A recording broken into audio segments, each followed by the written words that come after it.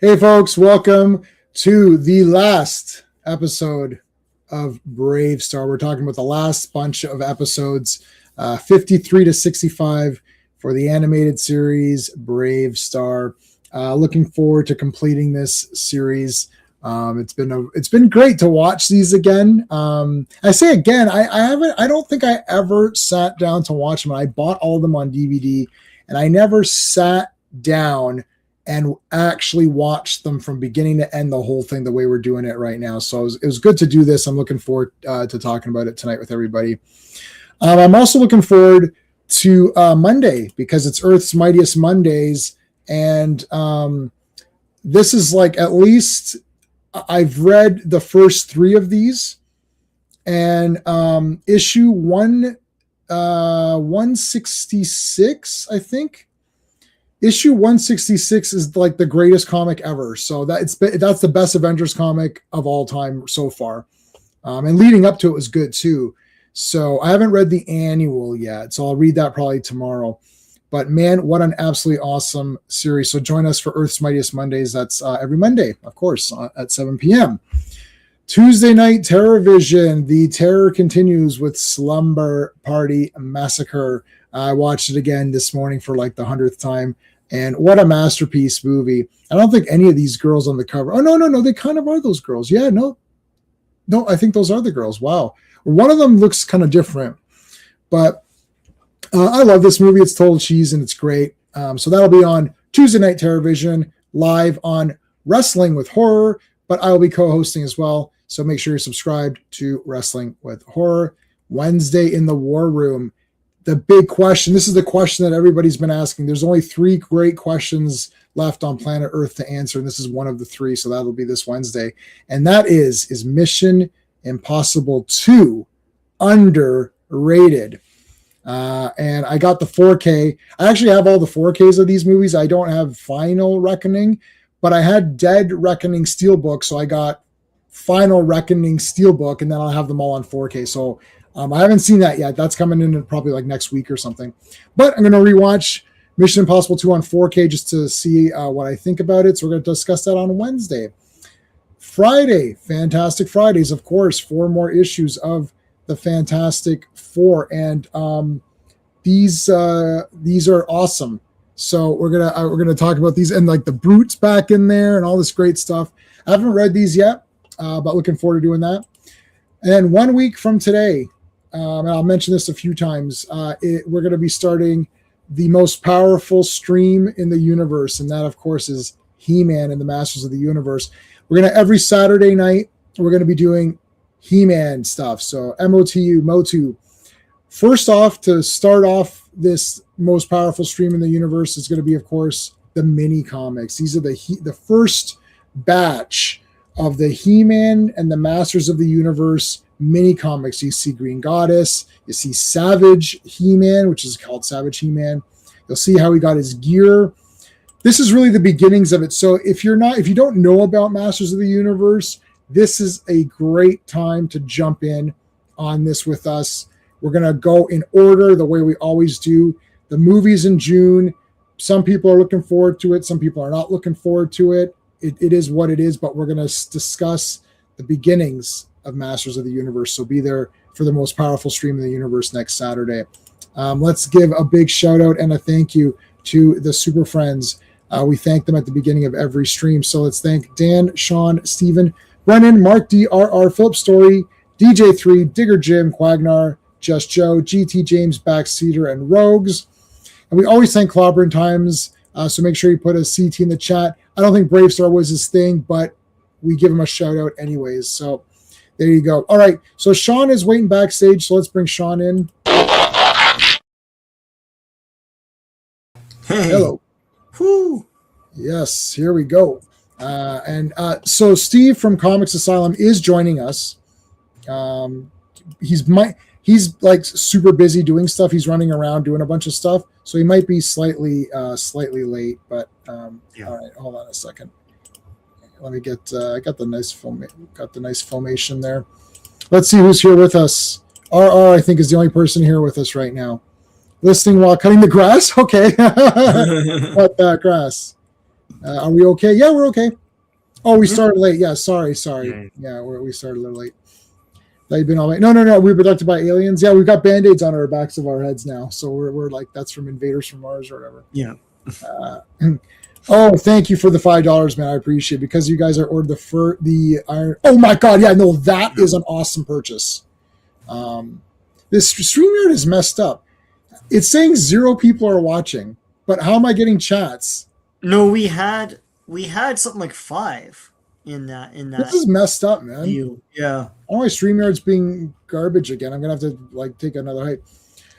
Okay, sorry. Because of you guys, I ordered the Iron Fist trade paperback. Yes, Claremont and Byrne read them in the library, yeah, and wanted a copy. Yes, they're awesome. That's really. It's funny because when I read those Iron Fist comics, I loved Iron Fist. I was like, this guy's great, and then I realized that really those comics and maybe a little bit of the Power Man and Iron Fist. That's really all I like. It's not so much Iron Fist himself; it's the way that they did it in those particular comics that really matter to me. Sometimes what I'm finding as we're going through our Avengers comics and our Fantastic Fridays is that a lot of the things that I loved, I realized that it was only those particular things like Daredevil, who I always consider to be one of my favorite characters of all time. I realized that I really only like Frank Miller Daredevil, and I don't really. I mean, he's fine. Like I read the first 30 issues, like 1 to 30 on my own, and I thought they were fine, but they're not as good as like a Thor, because I started reading the Thors. They're not as good. They're definitely not Fantastic Four. That's for damn sure. I don't think they're as good as Spider-Man and those kinds of things. So I started to realize that it's not really that Daredevil is one of my favorite characters. It's really the Frank Miller Daredevil is something I love. So that was an eye-opener, and a few other things as we go. Like Fantastic Four is definitely solid. Like now we're up well, what are we, 170? What the hell are we on? Yeah, we're in 170. 178 or something like that. Yeah. So we're almost at 200 issues of FF. I can now safely say that I do love the FF because we've had many writers and different artists as we've gone through those Fantastic Four comics, and I've loved it every time. Yeah. So those characters are strong, and I really love them. And the more I see those Fantastic Four characters, the less I like other depictions of them, like the film, especially the 4-stick one, but also just other comics in general. Like some of the newer comics I dropped very quickly because when you read these old Fantastic Fours, they're awesome. So thank you for that, RR. And I'll just give you, where's my general thank you? Oh, you know what? How about a He-Man wink? Yeah. And boom, I'm going to give you the most powerful and it went right to Filmation, so that worked. He punches all the children watching. He punches all the children, yeah. But yes, thank you. Thanks for the super chat, buddy. All right. Okay, so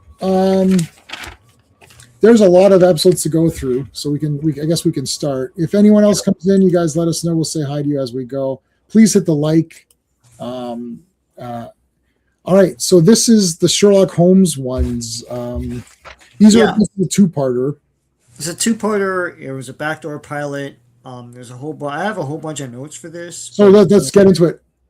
Okay, so well, first of all, Sherlock has lightning powers. That's awesome. Yes. For no reason at all, he has lightning powers. Yeah. It's the year 2249. That's cool. Mycroft and of Scotland Yard is a badass woman. I like BraveStarr when we get to it, saying, "I'm not a detective, but you're the best that there ever was. Will you help me?" That's awesome, man. Yeah.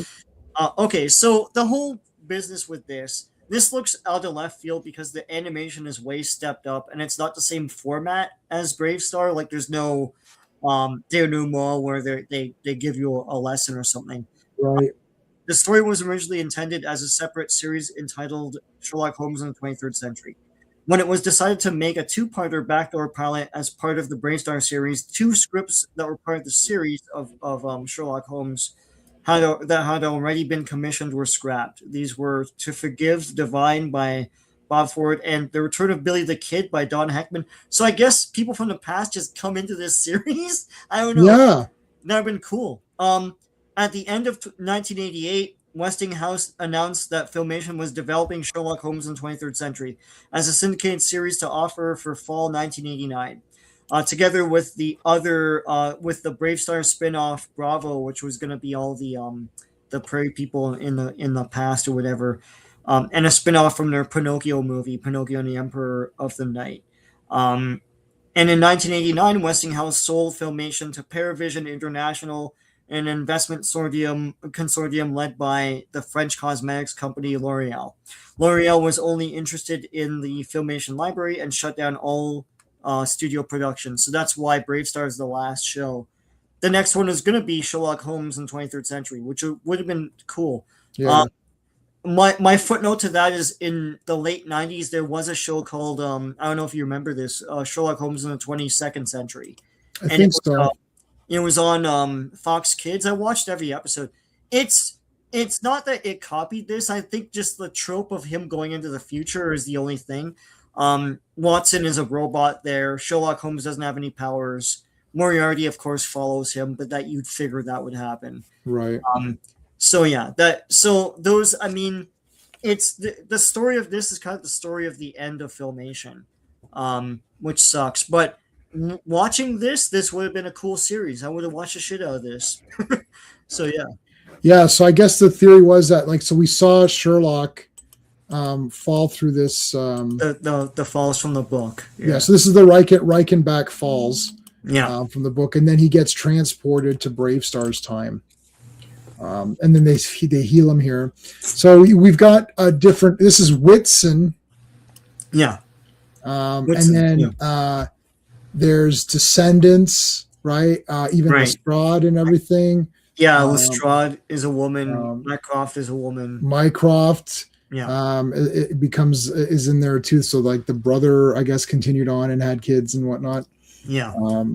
I didn't think Mycroft would have kids, not the way he's depicted in those stories, but why not? I don't know, why not?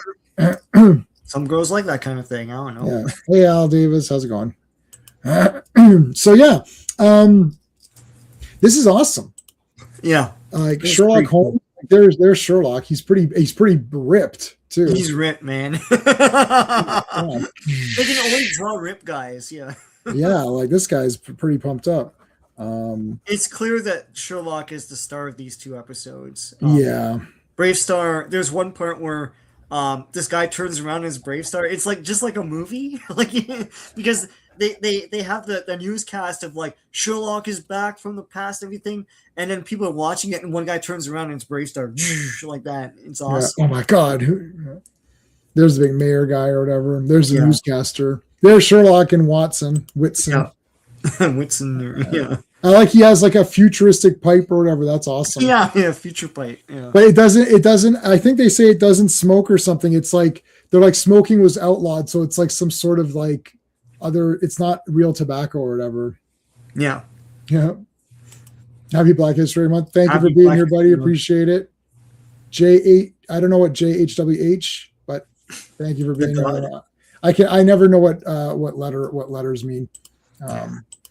So yes, so Sherlock. So they said that he can't smoke or something. It was like smoking was bad or whatever. So it's like a Demolition Man. Yeah. So Moriarty followed him back through the time portal. No, that's not true. Moriarty put himself. Is it weed?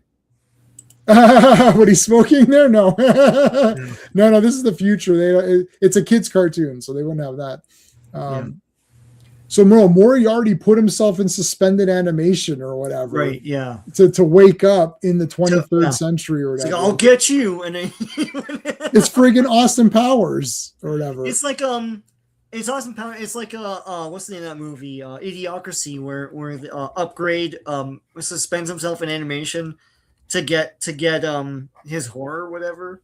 Yes. Yeah.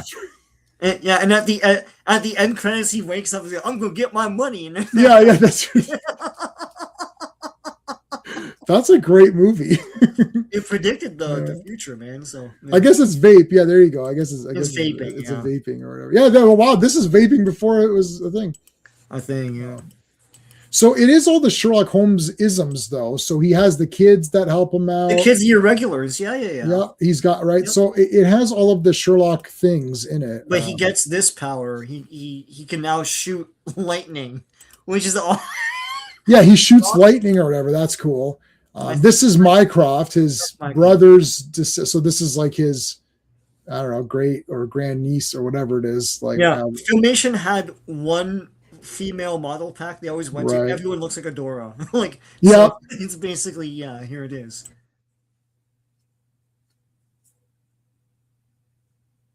Woo. So yeah, like she was actually pretty badass. Yeah, I know. She's like, what the shit? Yeah. Yeah. Did Watson? No, that's not Watson. This isn't Watson. That's Mycroft. Bless you, thank you. No, this is Mycroft. This is Mycroft is Sherlock's brother. So this is Mycroft's descendant. Yeah. Watson is no longer alive. He didn't have any, but there's like an alien that functions as sort of Watson in the sense that he runs the Sherlock, or he's like a fan of Sherlock or something. I can't remember exactly. And he's like, there's like the museum to Sherlock or whatever. Yeah, it's like the Superman museum. Yeah, there he is with the cool pipe or whatever. Yeah, yeah. This is completely. This has very little to do with BraveStarr. Right. Yeah. So, but it's very backdoor pilot-y, like a lot of shows of this time where, you know, live action shows. Like, I don't know how many backdoor pilots the Cosby Show had. It was 1 million. Yeah. And, but yeah, this is kind of like that, which is neat. Yeah. So did Deke didn't. No, they didn't. This was supposed to be a show, but it never happened. Yeah. So Deke Deke made Sherlock Holmes in the 22nd century. That had nothing to do with this. It's just coincidence. Yeah. So yeah. There you go. BraveStarr finally shows up. He turns around. It's very Lawgiver. Yeah, it looks like the Lawgiver. That's true. Yeah, Lawgiver. Yeah. So yeah, BraveStarr shows up. So this kid is lost. They need to carry him. You know, the BraveStarr bits are your typical BraveStarr things. Yeah. BraveStarr is Native American. A lot of kids didn't know that. Oh no, BraveStarr is a native. Yeah. Yeah. Yeah, he's native. It's BraveStarr that was supposed to be black, and then people complained or something in various markets, so they made him sort of tan. You know. Yeah, like, BlackStar is tanned. Yeah. He's more tan than you would expect. Yeah. So. But yeah, no. This is a native show. It's all native stuff. He calls to the spirits. The shaman help. The shaman's like full native gear. Has the spirit world. Has like it does all the stuff. Right. It has the totems and all that. So it's very native. Yeah. I love the bad guys. I like this. I do like the Sherlock thing because what was cool about this one is like they're not on New Texas. They're actually in different cities and shit. Like they're in. Yeah. So it's kind of cool to see them in like a city and all that. That's pretty neat. Yeah, future city and all that. Yeah, like it's London. Yes, that museum is still around. You went in You went in 2016, and your descendants are going to go in 2249 or whatever this was. So yeah, okay. So there's Sherlock. It's a two-parter. Yeah. And that's the Lestrade descendant from Scotland Yard. And look at that gun. Now she's sort of like 30-30. She has the big pumped up gun or whatever.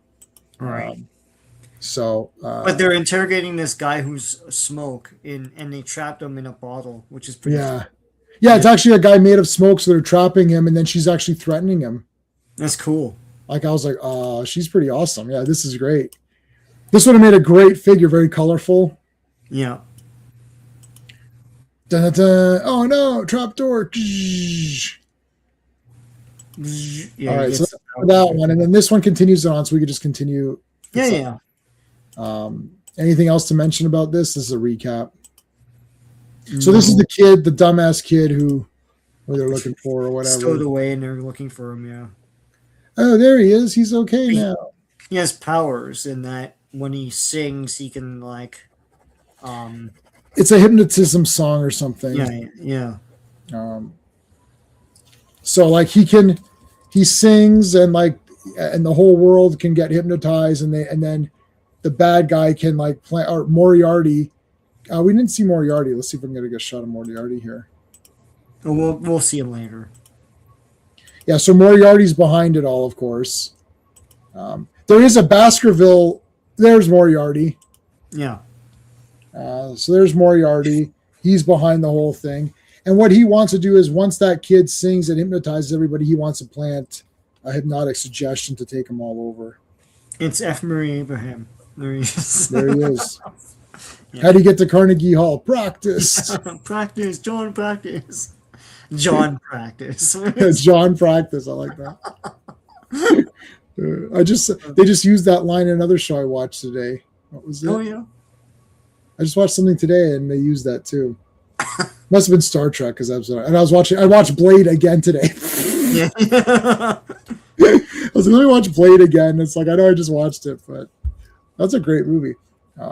Deacon Frost is like such a piece of shit too. Like he's a good villain for being just like a normal guy or whatever. Yeah, look at that. This guy's awesome. Oh my goodness. Moriarty's looking pretty scary. Brush your teeth.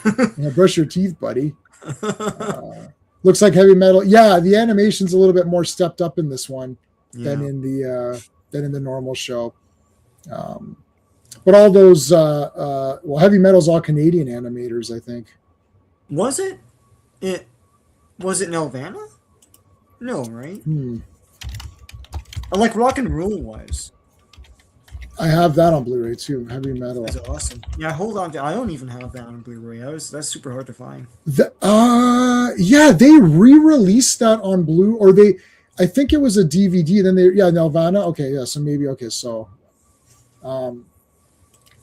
They re-released it on Blu-ray, or they released it on Blu-ray. It was only on DVD, so I was able to get that when it came out. Yeah, that's crazy. All right, so he's got the kid. Moriarty almost wins here, but then Sherlock, with his electricity powers, can take out the guards and stuff.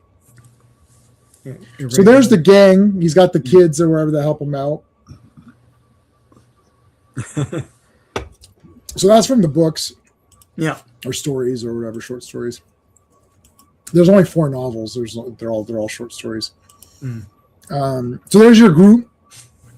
So Baskerville is the actual hound's name, which is funny. Yeah. That's kind of fun. That's cool. That's pretty much it. Eiffel Tower. Yeah, he's going to sing from there, hypnotize everybody. There they are, face to face. Here we are, face to face. Couple of silver spoons. So yeah. Hoping to go, hoping to know. Hoping to find we're 2 of a kind. 2 of a kind, hoping to grow. Hey, you know what's going to be? You know who's going to be at the Niagara Falls Comic Con? Who? I can't believe it. I'm this close to actually getting an autograph. Oh yeah? Yeah. And Kimmy Gibbler. Oh wow. Stephanie and Kimmy, I can't believe it. I'm kind of excited for that. I like Kimmy Gibbler. She was the best character on that show. So I don't know. And the Police Academy people. It's like this is shaping up. That's pretty cool. Good. Yeah, this is pretty good. Anyway, Police Academy people. Why are they at a con? Because GT, they want to be there, need the money. Actually, Stephanie, like Jodie Sweetin or whatever, looks pretty good. Like, well, she was on Fuller House. Oh, I didn't watch Fuller House. Was it good? I should just watch it. She's the best. It's as bad as the original, but like, no, she was the best character in the show. I mean, she was the best character in the old one. There are 2 reasons for that, but anyway. And I saw those 2 reasons. Yeah, and they're very large reasons. They're very large reasons. Yeah.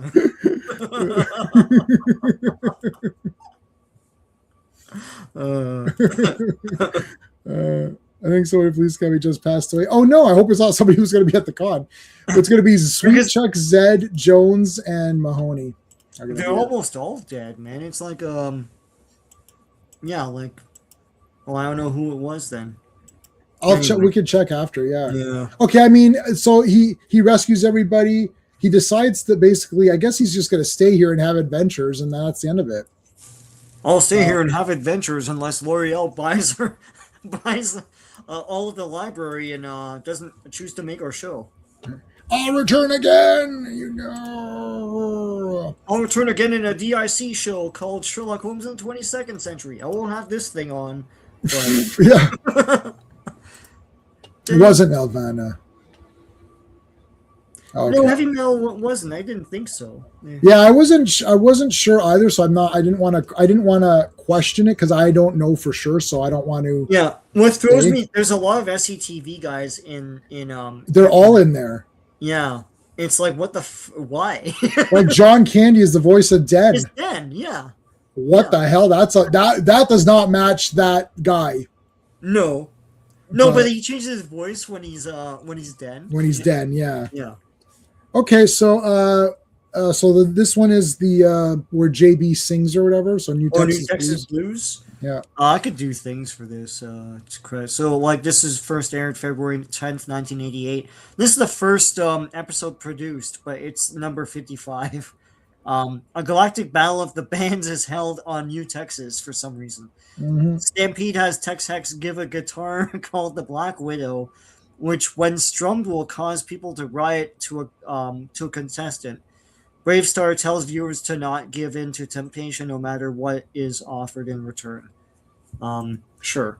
Well, he loves Sarah Jane. That's his girlfriend. 3030 loves Sarah Jane. That's his weapon. Yeah.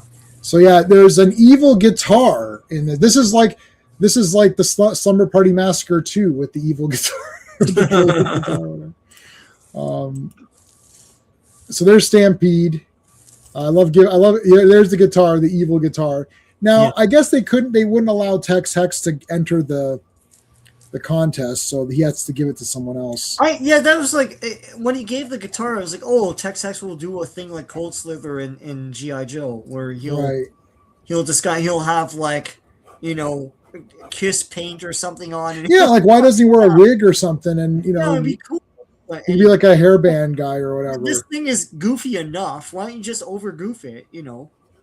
Yeah. So like, there's a singing contest with JB is going to join, and then there's like this other guy. There's these other people who want to join it as well, and the songs are lame, by the way. Oh, they're super lame. It's like you guys know you're making rock songs, right? Like, they suck. Yeah, and so here's my thing about I don't think we've gotten to the audience yet, but like the audience is already cranky. Like this guy, they haven't played the guitar yet. This guy is mad at Scuzz. And it's like, I don't like this song. This song sucks. And it goes, great music. And like, I don't like it. And then they're gonna have a fight. It's like, I don't think you need that guitar. There's another fight that happens later on. The guitar hasn't happened yet. And they're fighting too. And I was like, well, I don't think you need this effing thing. So Scuzz is sent to cause people grief and riots, and like he's just being a dick on purpose. But like literally, like this guy's mad pretty quickly. Yeah. And all he said was great music, right? And then the guy's like, no. And then he started fighting. Sword in the Stone, I saw that in the theater. Like the old one. Oh, you saw it in the theater? Wow. Yeah. Anything like King Arthur-ish, it's like, yep, get me in there. Tex Hex gives the guitar to someone else because he suffers from crippling stage fright. Yeah, he was supposed to be a country western singer. That was in an unaired episode. Yeah. So yeah, I mean, look at this. Look at this guy.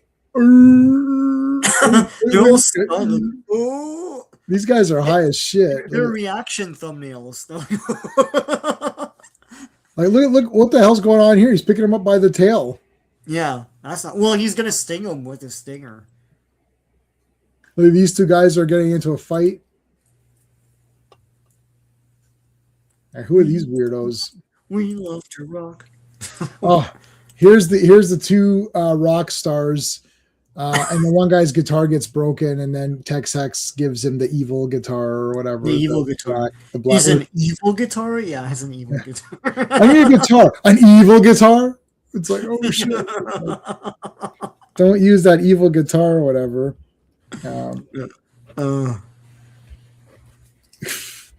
So yeah, they've got it looks like Gem and the Holograms or whatever. Yeah. Oh. What? Yeah. BraveStarr's like, what is happening in this episode? I don't know. Not our best episode, but it's up there with the Sun one. Looked like the AI in a Will Smith concert, or Al. AI. Did Robert Johnson have an evil guitar? I don't know who that is. Who's Robert Johnson? No, is it not? Sorry. If that's a young person's reference, then we won't know. We're all old. We're all old on the stream. Jonah Hex. That's right. Isn't Robert Johnson the legend of the crossroads, and he makes the deal with the devil and all that? Oh, okay. The guy went to the crossroads. Yeah, there you go. Okay, Yeah. He's a real man, though. So yeah. Okay, there you go. Yeah, I guess so. Did he have a guitar gun? Why not? The guitar wasn't evil. It was just really good. Blessed by AI. Oh, an AI audience. Oh dear, that's sad. Oh yeah. Okay. I saw that. Yeah. Oh no, my guitar's broken. Does anyone have any guitars? I've got an evil guitar. How does this guitar? I love these futuristic guitars that were like, there's no way they could work. Like, where's the sound traveling from? It's basically like a fake guitar. Like, well, it's electric guitar, right? So you have to plug it in. I don't see it plugged into anything. Well, that's the future. Maybe it has its own built-in like lithium battery or something. I guess so. Yeah, that's true. It's future. Mm-hmm. Like, he doesn't have a strap on or anything. His strap is like dangling. Yeah. All right, so they're gonna have their big thing.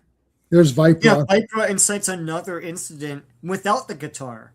Yeah. You don't really need the guitar. Just get these guys in there. Yeah, I like Vipra. She's badass. But yeah, she's just has like a shootout. Like, there's a shootout in, like, wouldn't the concert be canceled? I know. There's been 2 attempted riots, and there's been like a shootout. Look at the kid. Look at the teens. They're like, ah. the girl in the pink, like, oh my god. That frog guy's stunned, like in the upper left corner. That frog guy's like, I'm dead. I should have come to this thing. I just want look at this guy. He's horrified. Oh. But her gun isn't a real gun. It shoots a tongue. And the tongue comes out and like stings you or something. That's a good shot. Yeah. And then later, she uses that gun as a device for herself. It's like, ooh, I like this gun. It's like, oh. And 3030 is like, what? BraveStarr, why does she love that gun so much? I'll tell you later, 3030. We need this for evidence. Get me 3 pairs of gloves. It's like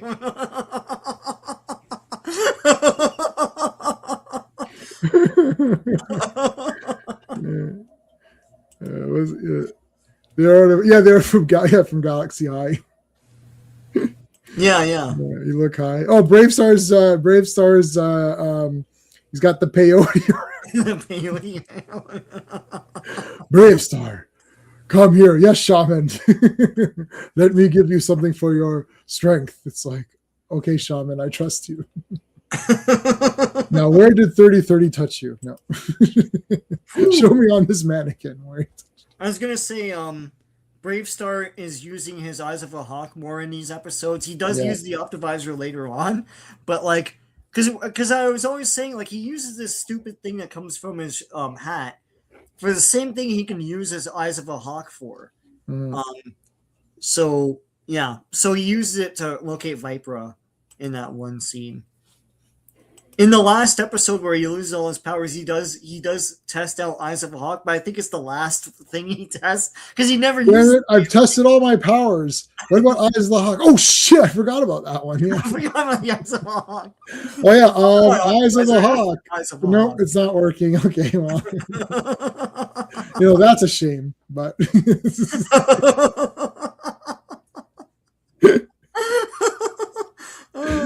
it's like when Levy says this is a shame. All this happening on Take a Mexican to Taco. Mexican to school day, yeah. Take a Mexican kid to school. It was like the weirdest whatever. I think it's just take a Mexican to school day. So you just any Mexican. It's a shame. It's a damn shame this happened on this.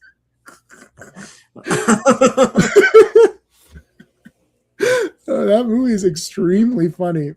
That's what that new remake didn't have. It didn't have that super funny. It's actually funny. Like it is actually funny. Well, yeah, but it's extreme and stuff. That's why. Yeah. And, so. Oh my god.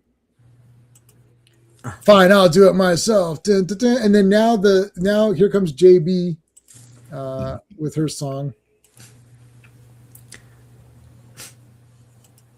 Are they all hypnotized at this point, or I can't remember? Yeah. The eyes of a mouse to get you. Woo! Thanks. Can I get? It's like so. They use the guitar that shoots out stuff, and then everyone else sings to make it work or whatever to deactivate the effects of the guitar. Right. Yeah. And then this guy's like, "Oh, I'm never gonna be anyone pumped up." And then Fuzz is like, "Oh, can I have your autograph or whatever?" And he's like, "Oh wow," but he doesn't ask for her autograph. No, F her. Like, oh my that god, stupid hair of hers. In today's episode, a bunch of kooky shit happened. Yeah. All right. It's like, thanks, kids. Oh yeah, temptation. Don't give into it. Yeah, don't give into temptation. Don't turn that dial. Don't switch away. Don't drink Ovaltine. You might be tempted to like turn me off, but don't. Yeah, and drink your Ovaltine. And drink. Be sure to what? Be sure to drink your Ovaltine. When you listen to the real episodes, because it was written by the Ovaltine guys. Yeah. And all they want to do is pitch Ovaltine, so all they're doing is drinking Ovaltine all the time. That movie. I when I first saw it, I thought it was okay, but then I was listening to all those radio shows, and then I watched that movie again. And then as soon as he got that decoder, I was like, "Oh my god, this is awesome!" So I really like that movie a lot now that I appreciate the awesomeness of it. It's like they really nailed that. Yeah. All right, Jeremiah. Okay, Jeremiah. Yeah, and the Prairie People. So this was aired February 11th, 1988. An old miner named Jeremiah has a map to a lost Carium treasure, which Sandstorm and Thunderstick intend to steal. After he is attacked by one of the former's land crabs and saved by BraveStarr, Jeremiah is taken to recover in the Prairie People Kingdom, where he learns about friendship. BraveStarr tells viewers friendship is more valuable than anything and works both ways. Unless you don't pay your taxes, then you're screwed. Yeah, like, okay, so you've got the big friend here. Yeah. And so here's Jeremiah, who's like a very weird. We haven't seen too many really weird aliens like this. He's got like chicken feet. He looks like a leprechaun. Yeah. Like, I don't know.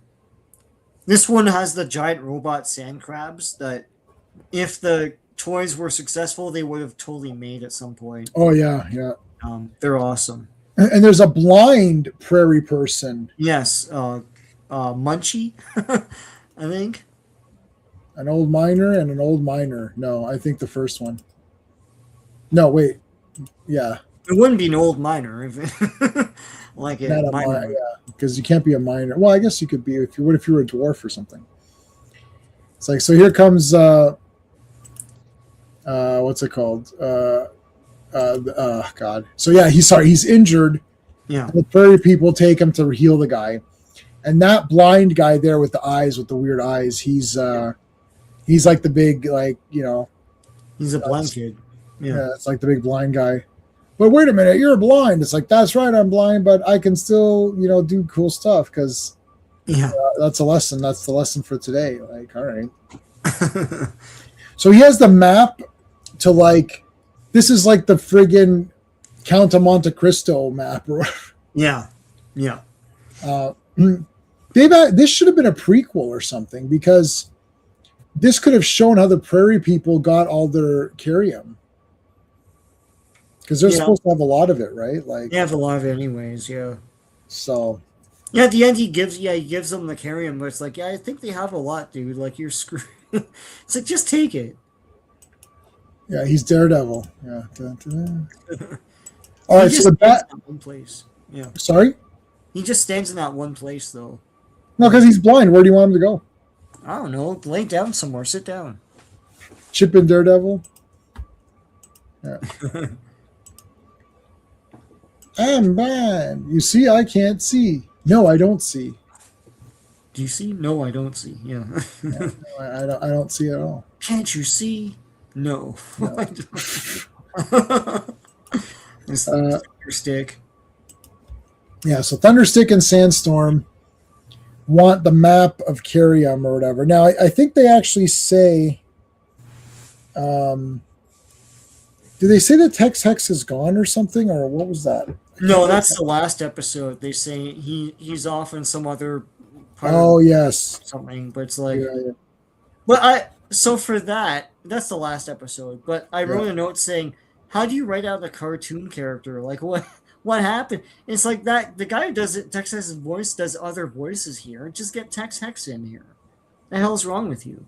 Why is he not there or whatever? It's was he being a prima donna on set? Like, it doesn't make any sense. Like, right. Yeah. He's a cartoon character, just have him appear. Like, yeah. This woman, Molly, she gets robbed all the time. Yeah, a million times. Molly, I know. Every time we cut to her, she's being chased. Yeah. I'm being robbed. They're like, oh no, someone's robbing the stage. It's like, dude, you guys need better security, or like change your route or something, because like this woman every time. Well, in that long arm episode, they're like they don't know where to put him. They don't know where to hire him. Just station him in that stagecoach. That's it. Just have him ride with Molly the whole time, and have him take care of everything. God. All right, so the Carium, they're gonna find I was just looking at my notes here. I love how so you got these weird animals here. I think one of my notes is Sandstorm finally uses his powers effectively, because usually they have to have BraveStarr win, but here he blows everyone away, which is pretty cool. Yeah, Alvin, Simon, Theodore, and the blind one. Do. And the blind guy. And the blind guy.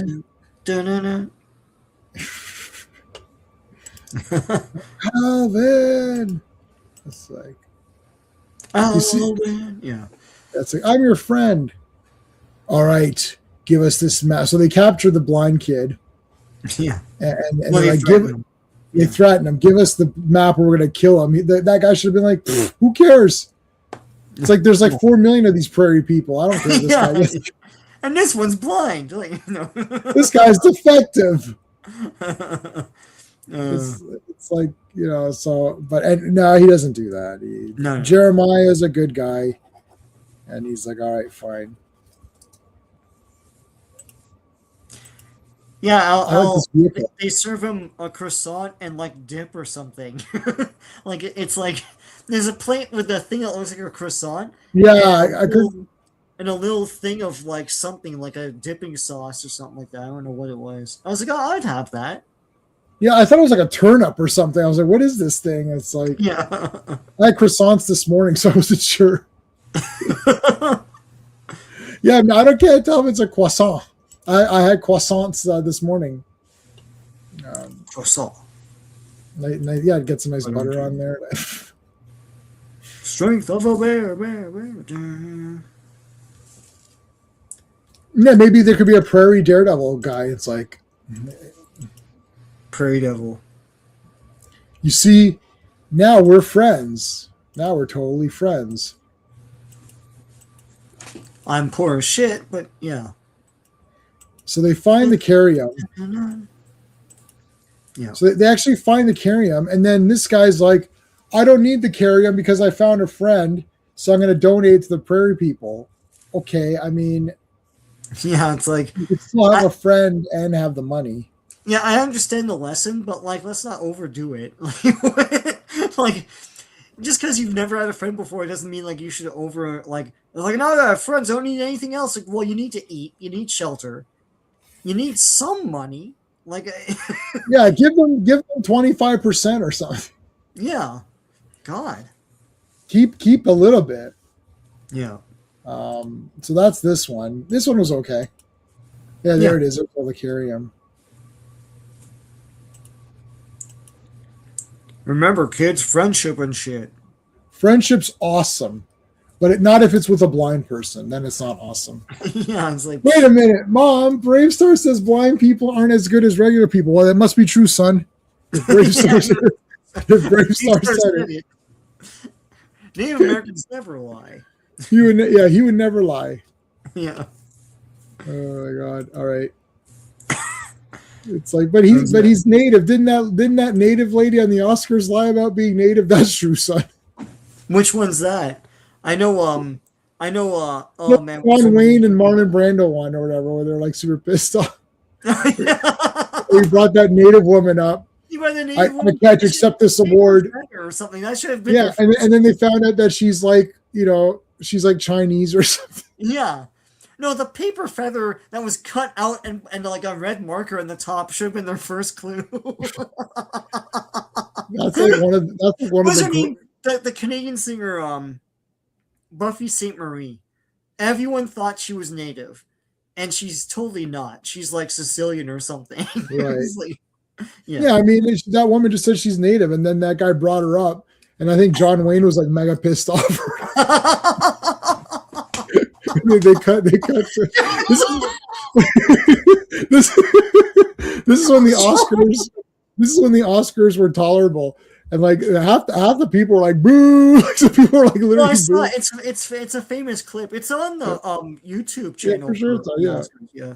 I can't accept this award because we've destroyed the native lands. Look, I brought this native woman up here to talk about how shitty it is. It's like she's from the Philippines, buddy. Like, what are you talking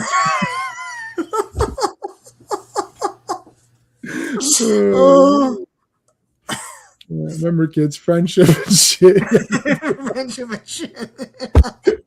Yeah, that's not that. If Sean was that, we should do if Sean was BraveStarr. We should do a segment. It's like BraveStarr, but Sean's version. Like, all right, kids. But today you got what's pumped up? Friendship and shit. So, all right, we'll see you on the next one. I would be like, remember how that idiot gave up that Inticarium for that dumb blind prairie person? That was stupid. It's like, don't do that. Yeah, don't do that. Remember, succeed in everything in life, even if you have to step on a village full of like prairie people and whatever the hell they're. Exactly. Don't let a blind prairie person stand in front of your goals. Okay. This episode pissed me off. Okay. Oh dear. Okay, go for it. This Ballad of Sarah Jane. Yeah.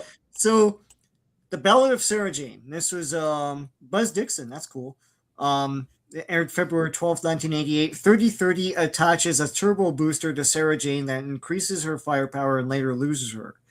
An innocent Fufta child, which is like a lamb kid, finds Sarah Jane and uses it as a toy, unaware that it may explode due to the booster. BraveStarr tells viewers a real gun is not a toy. Yeah, no, I know. I don't. Okay, first of all, can we talk about what are those lamb people or whatever? They're the stupidest. They've shown them before, and they were stupid then. They don't want anyone to interfere. They just want to be subservient to the Krang. Yeah. Yeah, these losers. Yeah. As soon as I saw these guys, I was like, yeah, these guys are a bunch of losers. And it's like, we don't want to do anything. Like, look how sad that woman is. She's like, look at my loser husband that I'm hanging out with. Like, the guy can't do shit. All right. Yeah. And that kid is a loser.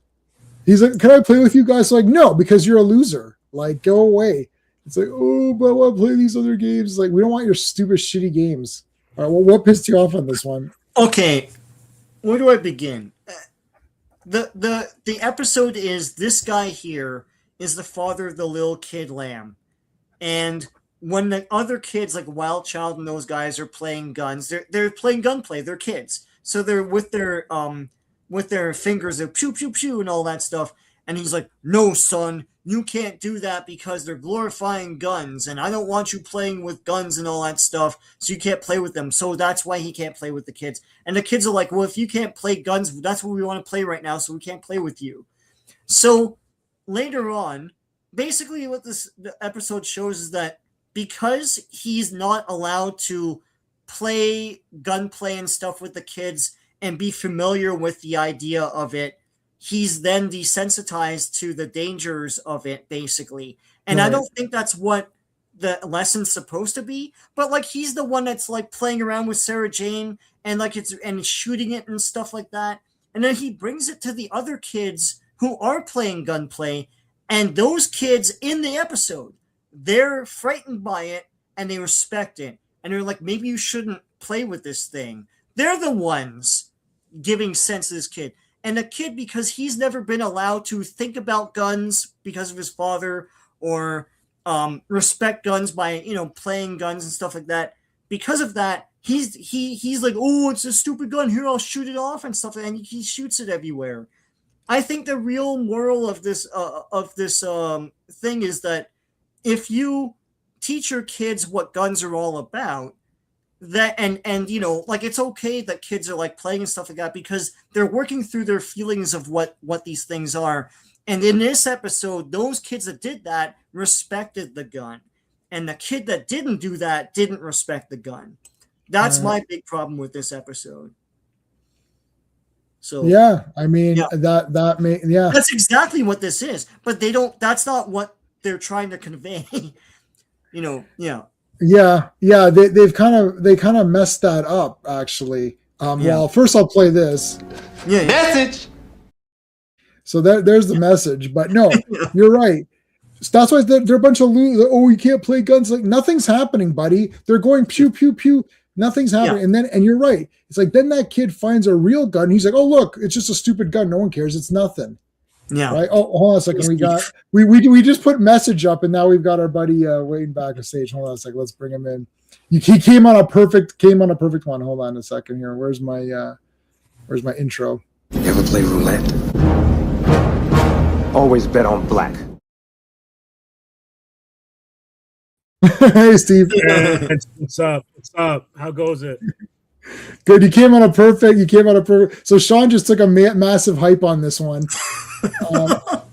So this is the one where there's those loser lamb people who don't like guns or whatever it is. It's just so stupid. Anyways, So the kids are playing guns, and then the dumb kid finds the real Sarah Jane gun and thinks it's just a toy and then is an idiot. Whereas Sean's point is that the kids that were playing with guns and the father was saying, don't play because that's bad, they were actually scared of the real gun and had more respect for it and actually were more responsible than the kid that didn't play guns. Gunplay and stuff. Yeah, he didn't understand what guns were and how dangerous they are because he never really learned about them. It's like, that's the opposite of the lesson they think that they're trying to tell, right? Yeah. Yeah, exactly. It's one of those things where it's like fear of the unknown as opposed to respecting what something can be and acting accordingly, for sure. Right. Yeah. Before we continue, what did you think of the Sherlock Holmes? Because that was obviously a backdoor pilot for a cartoon. It's a backdoor pilot. Yeah. I actually really liked it. Me too. I would have been really interested to see if they could have taken that further, but I guess with them running out of cash, right. And going bankrupt, it wasn't a possibility. But it's kind of funny because Sherlock, and we'll get to it, I guess, in some of the other episodes, depending on where you guys are. Sherlock there's some like innuendo there where like he's a player, and you can see that BraveStarr is so not like BraveStarr is so straight. Right? Yeah. That anything that JB's sending his way, like it could be the ball from Indiana Jones, and he would miss it, right? Right. But Sherlock is talking to the girl, and he's like, hey, like, yeah, he's in. He was getting in on there, yeah. That Lestrade woman or whatever, she came in, and then his brother, his like niece, his great niece or whatever it is, or whatever, like she's there. Yeah. But yeah, that Lestrade woman was good. But his niece, Mycroft, the lady Mycroft, she was badass, man. Like, she was the best character. She's like torturing the gas guy. Like, that was awesome. Are they Jewish ghosts? No, they're not. It was crazy. Except Brandon. Yeah, this one. A little bit. That's the fake one. Except Spanish Mexican. Yeah, she was Spanish Mexican. Because we had the natives on there, and I was like, this guy's like, this native is more fake than that woman at the Oscars. Who turned out to be fake, and then Brando's like, we're like destroying the native people, and then she comes up, it's like, yeah, you're destroying us, and it's like, you're not native, go away, and like half the people are booing, and John Wayne is like, this is horse shit. Anyways, that was good. They kind of look like Jewish lambs. Like, what are you talking about? They're just lambs. They're just lambs. Yeah, Napoleon Dynamite sheep. Oh, I love Napoleon Dynamite. Yeah. Versus anti-video game violence. Like, let's kids all play games. Yeah, I mean, this always comes up. I actually remember people losing their mind over Mortal Kombat, and they're saying, "Oh, the spine rip guy." And it was funny too because they were losing their mind over Mortal Kombat, and Mortal Kombat 2 was already out, and it was way worse. And I remember like my mom saying, Mortal Kombat, don't you play that game? I was like, yeah. It's like, well, it's pretty violent. I said, well, we're playing part 2, and it's like 100 times more violent than whatever you think it is. So it doesn't matter at this point. Was it not Splatterhouse that was the final straw? And then maybe. And then that's why they had the T for teen and all that stuff. Yeah. Right. Alice saying to Steve, those episodes were a higher level of animation. Yeah. Yeah. Oh yeah, there were some shots where it's like, whoa, they really went for it, where they were breaking perspective and stuff, and a lot of forced perspective on stuff. And I'm like, that's animated really well. And you could tell it was because it was a pilot. It was a backdoor pilot. Yeah. Where they pulled out all the stops for it. Yeah. And RR worked in education. I was trying to tell kids how to play in their free play time. It goes wrong. Yeah, sports is different, but when kids invent their own games, yes, you're right about that. Yeah. I had a weird, because my mom, there's 6 of us in a 3-bedroom apartment. So it was me and my mom, her sister, my aunt, her sister, and her daughter. So it's me and her, and then my grandparents. And my dad wasn't around. I'm not even really sure like who he is. And my aunt's, like, her husband wasn't around. We know who he is, but he wasn't around. So it was like basically 2 moms, and then me and my cousin, who's basically like my sister. We grew up together, and then my grandparents. So my mom was working like multiple jobs, and my grandfather was working at the factory. So, and my aunt was working. So my grandmother raised me. So I spoke Croatian before I spoke English, because she raised me. But then I would go out, and it was like a little mini Croatian neighborhood. You know how it is. It's like everybody's, So we would go out, and it would be like we could do whatever we wanted. Like my mom didn't know what. Like I'd be going to the mall whenever. Mom was like, okay, like she didn't know what the hell I was doing, right? So I kind of like learned my way. But my grandfather came from like communist Croatia, so he was a strict. Like he's the best person. He's like my favorite person of all time. He's passed away. He was my favorite person, and he was rough. Like I'd get like I told my sideburns. He'd grab my sideburns. Yeah, so I get corporal punishment. I get hit, but it's like he was very fair. And like anytime I ever asked him he never refused the request. I'd be like, we need to go drive to this store to get a Mego Superman. He's like, let's go. He would drive. I'd be like, oh, this new video game is out. He's like, I'll drive you. He would drive me. I can't remember asking for something and not having it done. My aunt, though, I'd be like, can you take me? She's like, no. I was like, oh, okay, fine, you suck. So I'm not talking to you. And my mom was too busy. So my grandparents, they take me out shopping. Get it. Every time we went out shopping, we got a toy. And, it's like they were the best. But my grandfather said, he goes, you were acting like a little punk ass bitch at the mall. And he's like, and I didn't hit you in the mall. We came back and I slapped the crap out of you. And it's like, we're not taking this shit. We're taking, you want to be taken out. We're taking you to the toy stores and you can't act like a little punk. And I stopped acting like a punk pretty fast because you're like, okay, they're beating me up and they're not going to take me anymore.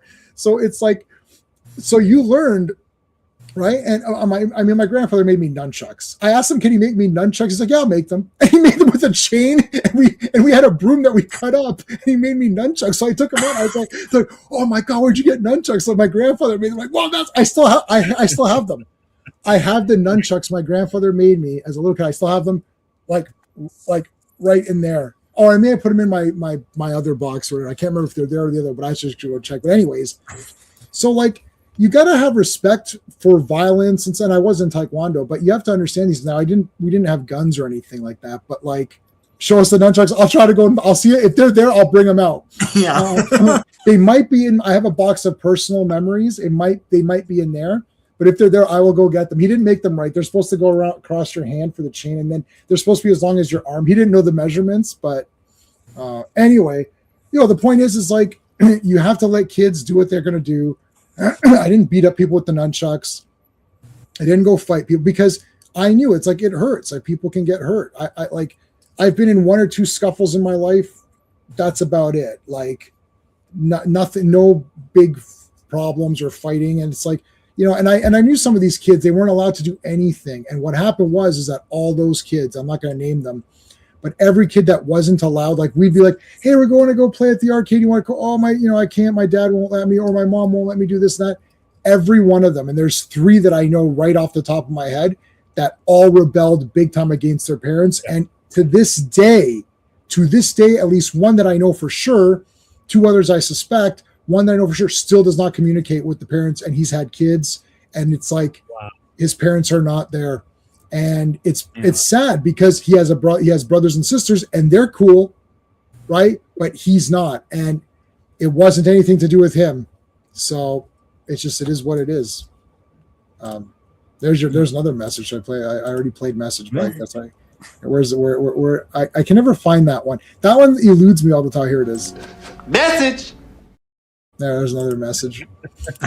All right. Anything else to say on this one, or can we? I guess we're done. There's the kid with the gun. Yeah.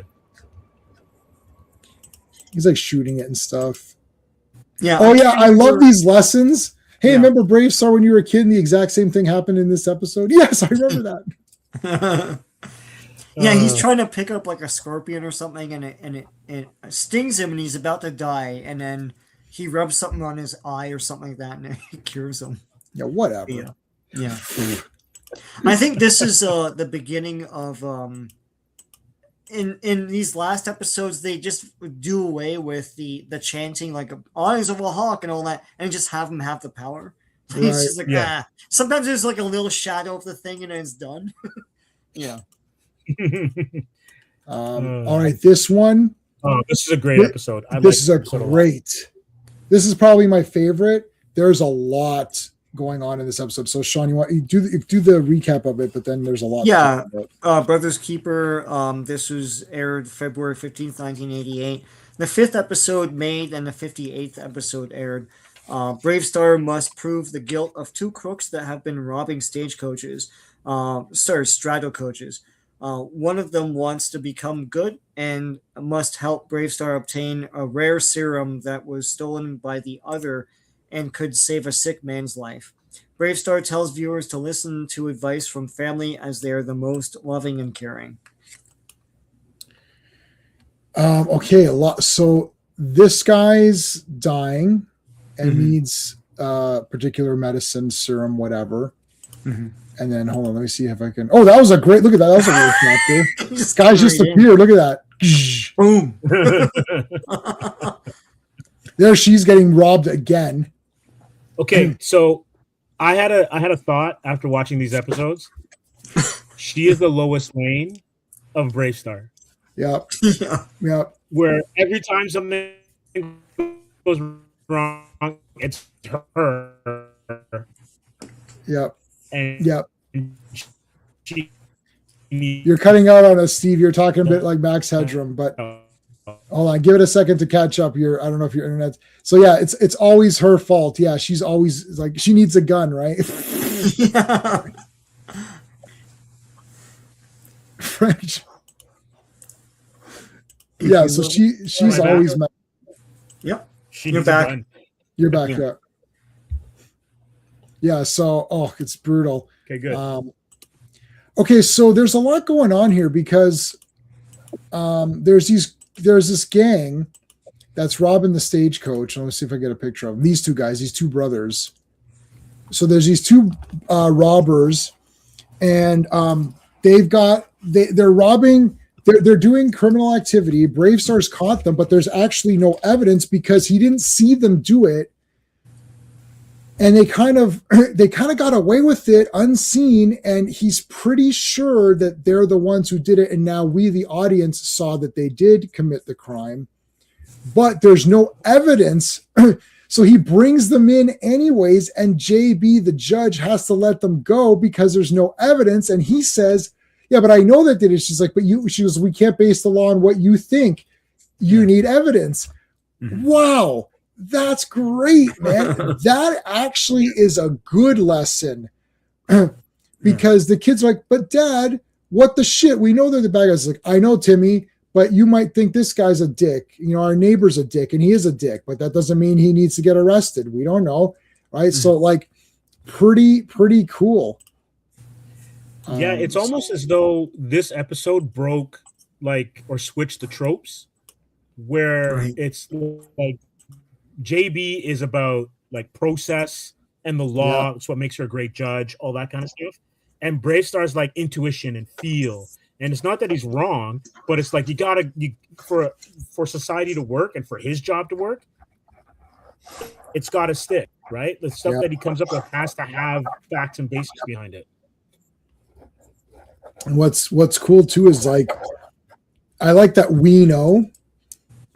Like as a kid, you think JB's the bad guy. It's like, why isn't she letting BraveStarr arrest them? But you've got to play this out. And these two guys, he goes, oh, they look like criminals. Well, we don't base it on, what they look like. You can say anything. It's like, no, they're not. So now here's the other thing. They go back to robbing they go back to robbing again. And this time they get the medicine that guy needs. And it's like, oh, if you would have arrested them and put them in jail, then they wouldn't have done that. He actually says this to her. Then they wouldn't have been around to steal the medicine, and now we're screwed.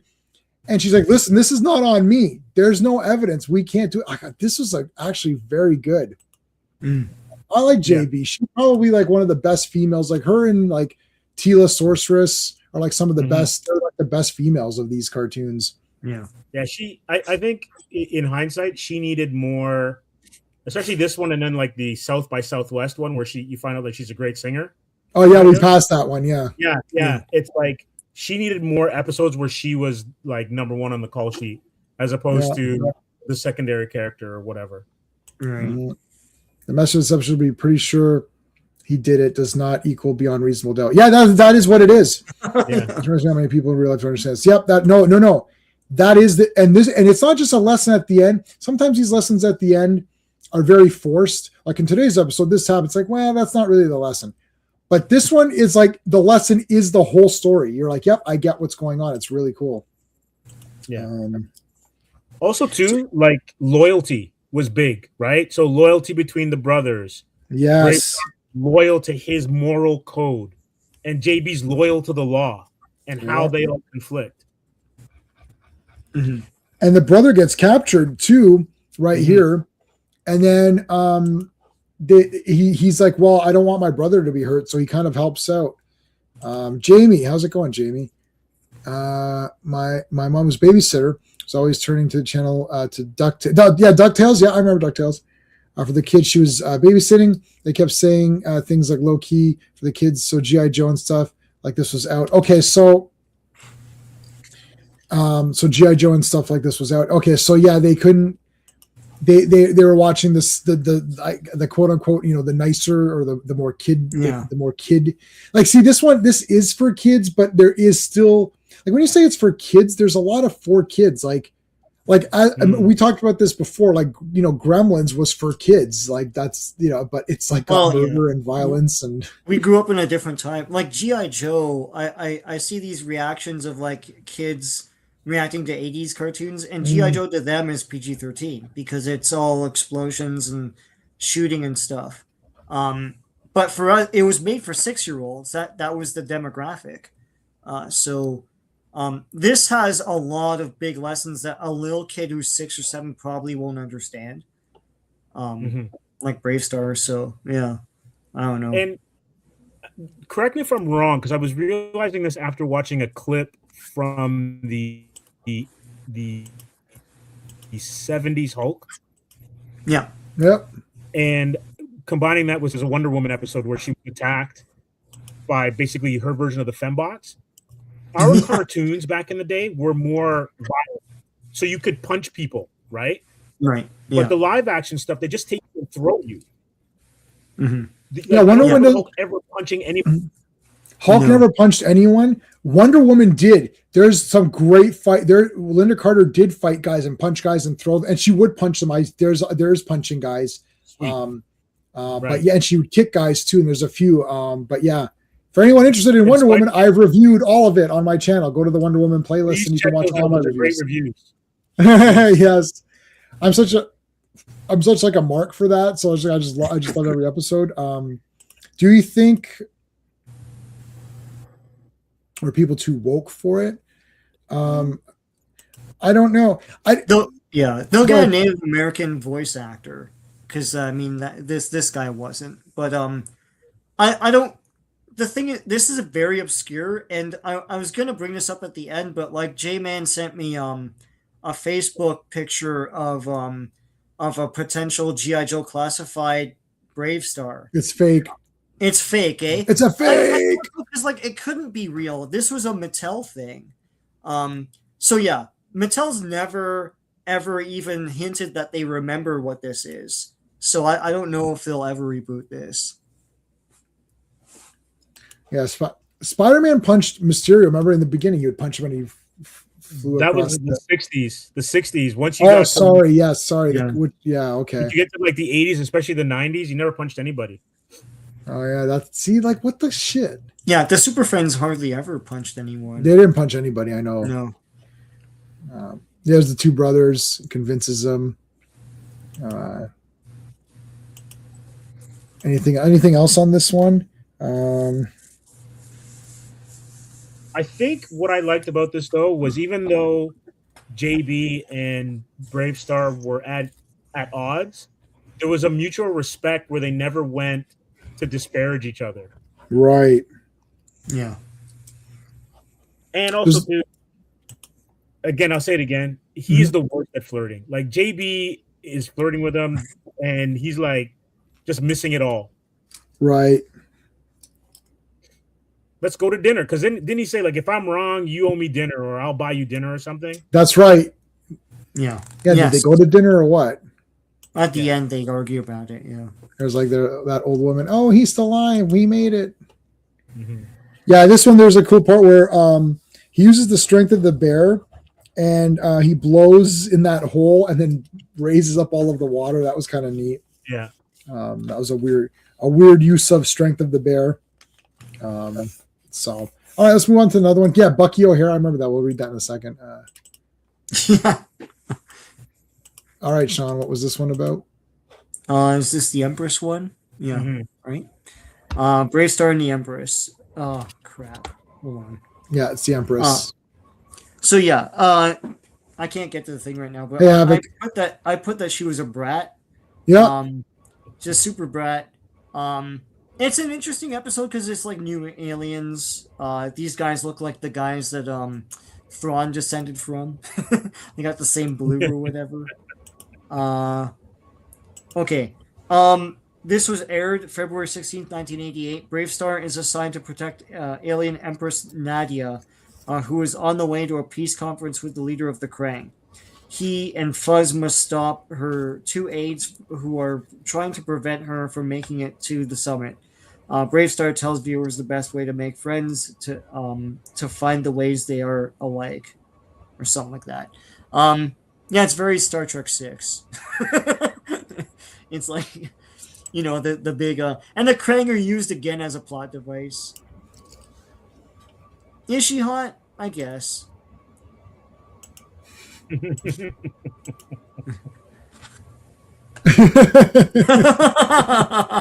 Yeah, this Empress, man, got it going on. Woo. Yeah.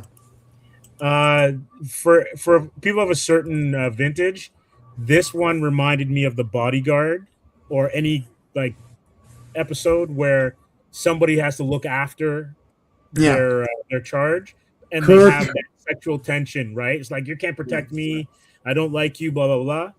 So I felt like this was Kevin Costner and Whitney Houston, but on a galactic level.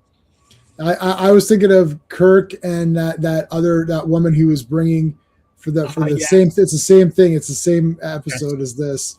Yeah. And she was like a total like irritating bitch or whatever. But then she kind of liked him or whatever because he wouldn't just do whatever he said.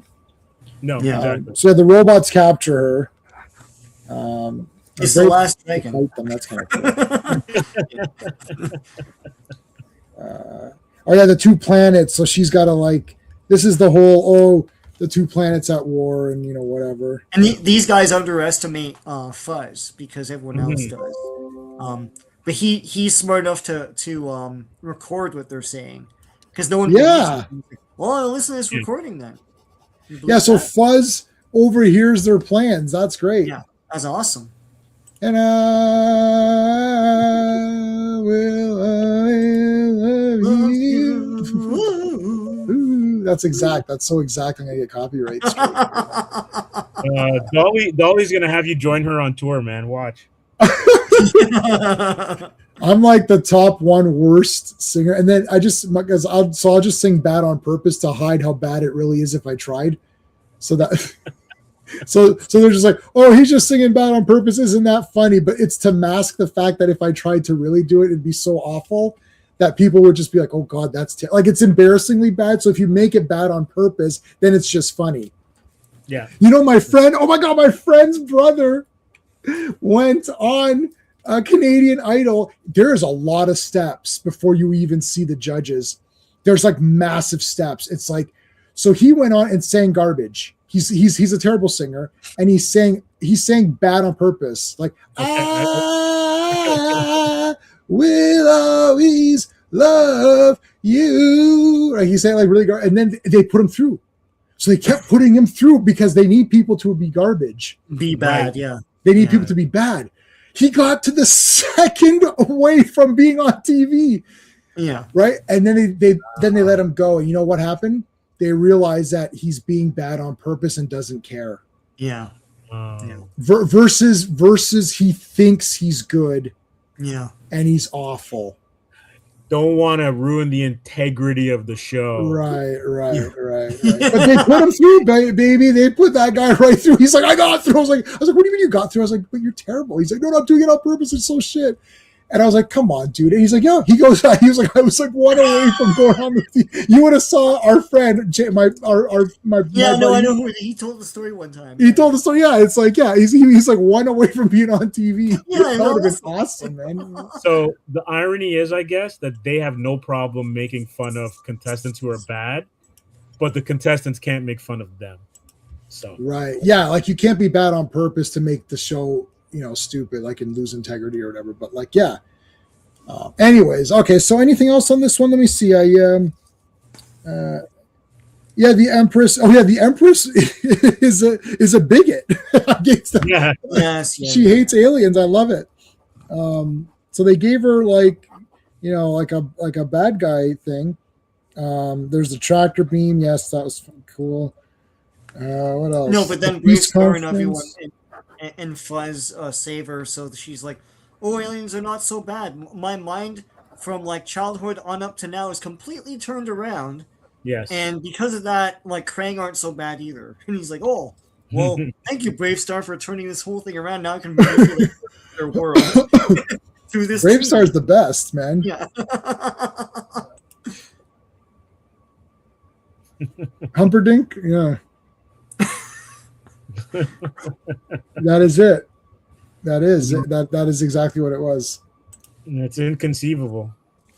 It is inconceivable. He plays Grand Nagus Zek, and he's the best as Zek. Yeah. I think that. Yeah. I like that. Oh yeah, I love that about G.I. Joe. That's true. You know, except for the first miniseries. They went hardcore in that one, and then they turned it around. Like, they didn't have lasers in that one. It's all just bullets and missiles. Yeah. The Emperor's Fatal J, what's going on, man? You guys remember the SWAT cats? Yep, it's a 90s show, yeah. No, I don't remember that one at all. I didn't watch it. I was too old for it, and yeah. Is it like SWAT but for cats? Yeah, I'm looking at it right now. They're superheroes. No, it's not like SWAT. Okay. Oh yeah, that would be cool. Yeah. They redid that show with the Criminal Minds guy. Oh yeah, they made a movie. Shamar Moore. Shamar. Moore. Yeah. They made a movie with LL Cool J, I think, right? Oh yeah, they did. Yeah. Did you guys like G.I. Joe movie? A lot of people were pissed about Cobra Commander. Yeah, I didn't like it. It grew no, wait. Hold on. What are we talking about? The cartoon movie? The cartoon movie. Oh no, I like the cartoon movie. Cartoon's great. If the live action one though, which I think might be what is being mentioned here, the live action I thought it was terrible, but that's just me. Yeah, I don't like the live action one if that's the one. So cartoon movie, I like it, but I love Cobra Commander. They did kind of mess with them a little bit. But the live action movie I didn't like. The second live action movie was okay, but Ray Park as Snake Eyes and the guy who played Storm Shadow, those guys were both good. Very good. And Jinx was pretty good, but then the rest of it sucks. Mm-hmm. The cartoon movie, when we saw it as kids, it was like, what in hell is this? You've screwed up everything. But I think over the years, like, I've seen it so many times, and I've bought it like many times in different formats. All of the G.I. Joe stuff is awesome. Yeah, and like Bridges Meredith as that Globulus, like, he chews up every line he says. It's great. So yeah, it's cool. This Empress is cool. All right, anything else on this Empress one? But she is very cool. No. All right. Next one, Sean. Night of the Bronco Tank. Is that the one you have? Yeah. All right. Aired February 17th, 1988. It's the second one they made, but the 60th one they aired. Stampede creates a gigantic robot called the Bronco Tank, a combination of a brontosaurus and a tank to destroy Fort Carium. BraveStarr tells viewers sometimes cooperation is the best way to get something done. Yeah, it's a Marvel 70s comic. It's like you have to fight this. They just fight this thing for the whole episode. It's an AT-AT. Yeah, it's an AT-AT. Yeah, there it is. Look, it's literally an AT-AT. Yeah. I thought this thing was friggin' awesome. I was like, holy shit. Cause a lot of destruction, yeah. First of all, AT-ATs are awesome too. Remember somebody was like, they're kind of impractical. There's this one kid that was talking at Reese's, like, they're kind of impractical. Never saw him again. Never saw that kid again. I don't know what happened. He never popped up again. It's not about that, dude. They're awesome. Yeah, get out of here. Some things, they are impractical, but like, you shut up. Yeah, exactly. Shut your stupid mouth and go away. And that kid never showed up again. The kid that had the AT-AT on my block was the most popular kid after that. Yeah. Because it's like, it was kid sized. It was the size of you. Yeah. It was like a pet. You could have it as a pet. And you know what's crazy too? Like, that we kind of forget about Empire, not to get too off the beaten path, but like, there were a lot of cool vehicles that were introduced in like the snow speeder was cool. AT-AT was cool. There are a lot of cool vehicles that were introduced in that movie that I don't think the third one ever picked up on. No. How about this vehicle? Yeah. Love it. Yeah.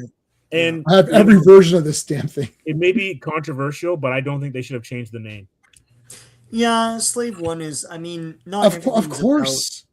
Yeah. When they changing the name, they can F themselves. Let's face it, new Star Wars is garbage. So sometimes people pinpoint one or two good things. Oh, I thought the 7th episode of this show was pretty good. Well, what are you talking about?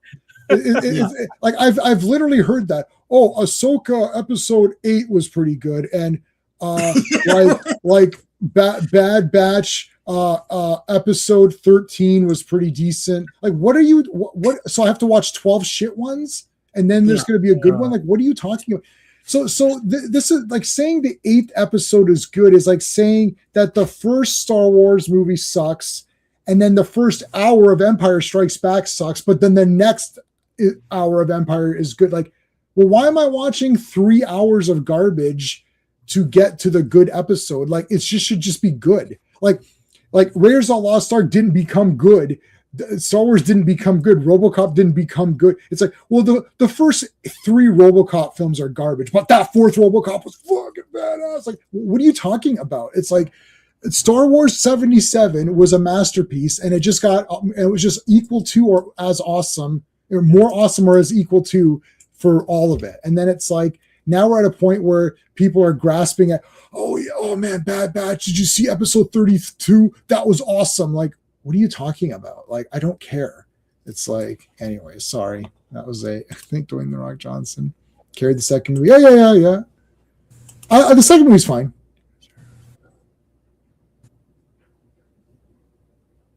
There is a later G.I. Joe cartoon series. I don't know what into a man. Yeah, it's a DIC show. Okay, so yeah, I have all those. Yeah, Operation Dragonfire, yeah. Can't agree with you. About the speeder bikes? The speeder bikes were fantastic. Yeah, that he's saying, I think he means other Star Wars things. Yeah, Return had cool vehicles. The Empire vehicles were better, I think. As a kid, I had the Rebel transport, and as a toy, that thing was awesome. The big hot dog ship. Right. That was awesome, man. Yeah.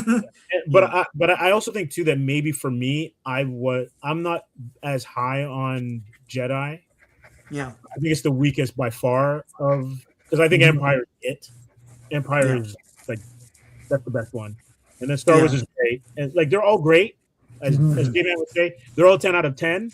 But like Empire is like 15. Yeah. Empire, yeah. I love them all. I have 0 negatives of 77 or Star Wars. I have 0 negatives for Empire. I have some nitpicky negatives of Jedi, so therefore Jedi is the weakest. But I mean, it is like compared to everything that came afterwards. Still a lot of awesome. The Jabba's Palace is all great. The Jabba's Palace is my favorite thing. I like the Ewoks.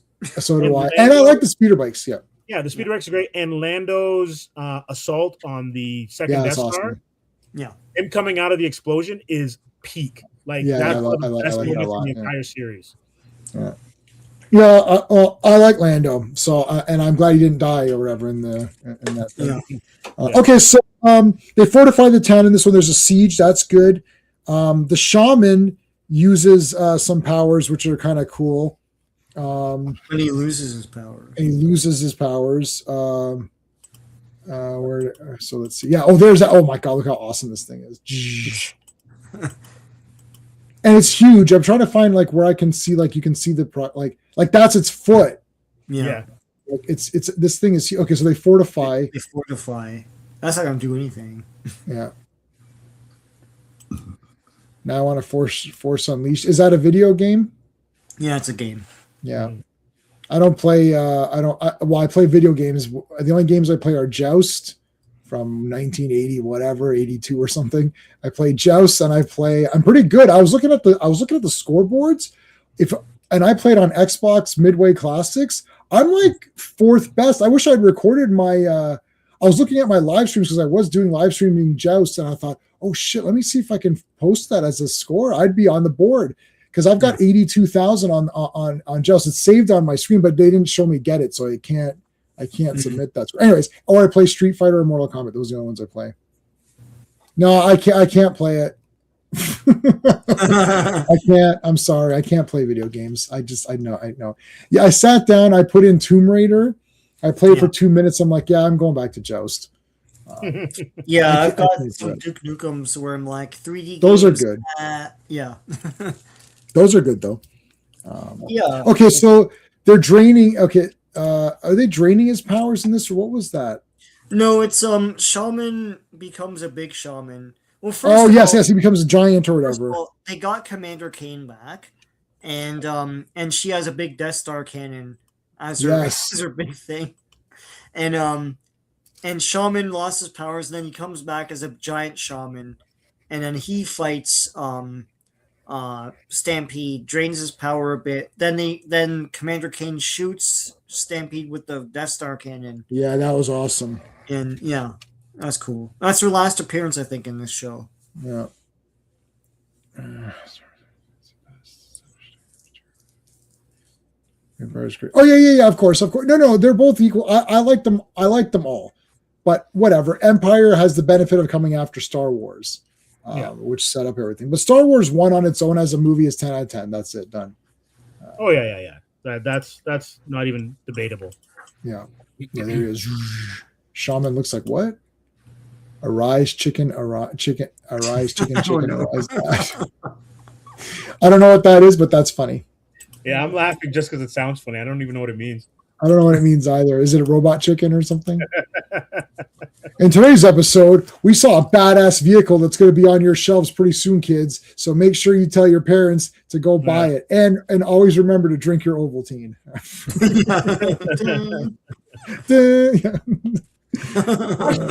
Question before you click off here. Oh shit! Sorry. Yep. Who is the silhouette in the poster on the board? Is that Tex Hex or is that? Oh, it could be. Okay. Oh, I don't know. I see. Yeah.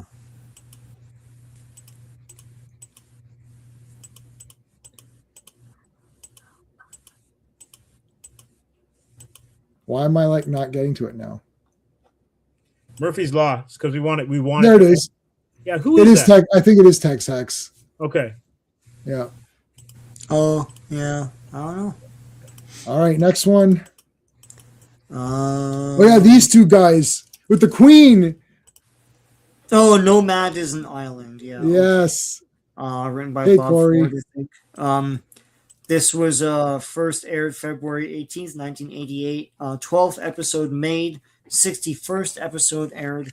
The evil Queen Singlish has her 2 minions capture prairie people as slaves and 3030 as her birthday present. BraveStarr 3030 and tell viewers, everyone has freedom and rights that cannot be taken away. Yeah, so her island is awesome because it caused a lot of damage. They're destroying Fort Carrium and stuff like that. And the 2 servants are freely animated. Everyone else has model packs and things. Those guys are more squishy and movable and stuff. You got the touch on the power, yeah. Yellow lightsabers. Yeah, Darth Vader. Yeah, Luke had yellow. I don't think Darth Vader had yellow, though, did he? She was sort of living Ted. Yeah, no, that you're talking about Linnea Quigley. This does look like Linnea Quigley. Yeah, so she wants slaves and a horse. So they're like, okay, let's get them these loser prairie people. Yeah. There's a big prairie guy in here, though, isn't there? Yeah, look, there's a bigger guy. Yeah. Well, she wants the prairie people. They're, what are you gonna do? It's I wrote the sleeping gas, which is great because she gets. So first she's like, I want a horse with 4 legs. Yeah. And it's like, well, he had 4 legs when we captured him. And then it's like, right. Yeah. Slavery is bad. Yeah, that's right. I don't know what kids are going to be able to, do any slavery. Yeah, it's the kids aren't the basic concept, right? It's it's like, now kids don't take slaves. Damn it. At recess, they play some stupid games or something like that. It's like, well, no, it's wrong. It's like, okay. I see. Okay, yeah, I guess so. I guess it's fine. I guess it's all right. But there's a big prairie person. I was very excited about that guy. I was like, this guy. The Little John of prairie people. Yeah, the Little John of prairie people. The big show. The big slow. Here comes the big show. Yeah. So it's like, so she knocked him out. And then she's like, where's my, you two guys, you guys effing up my shit. I like her floating fortress, though. Yeah, the fortress is cool.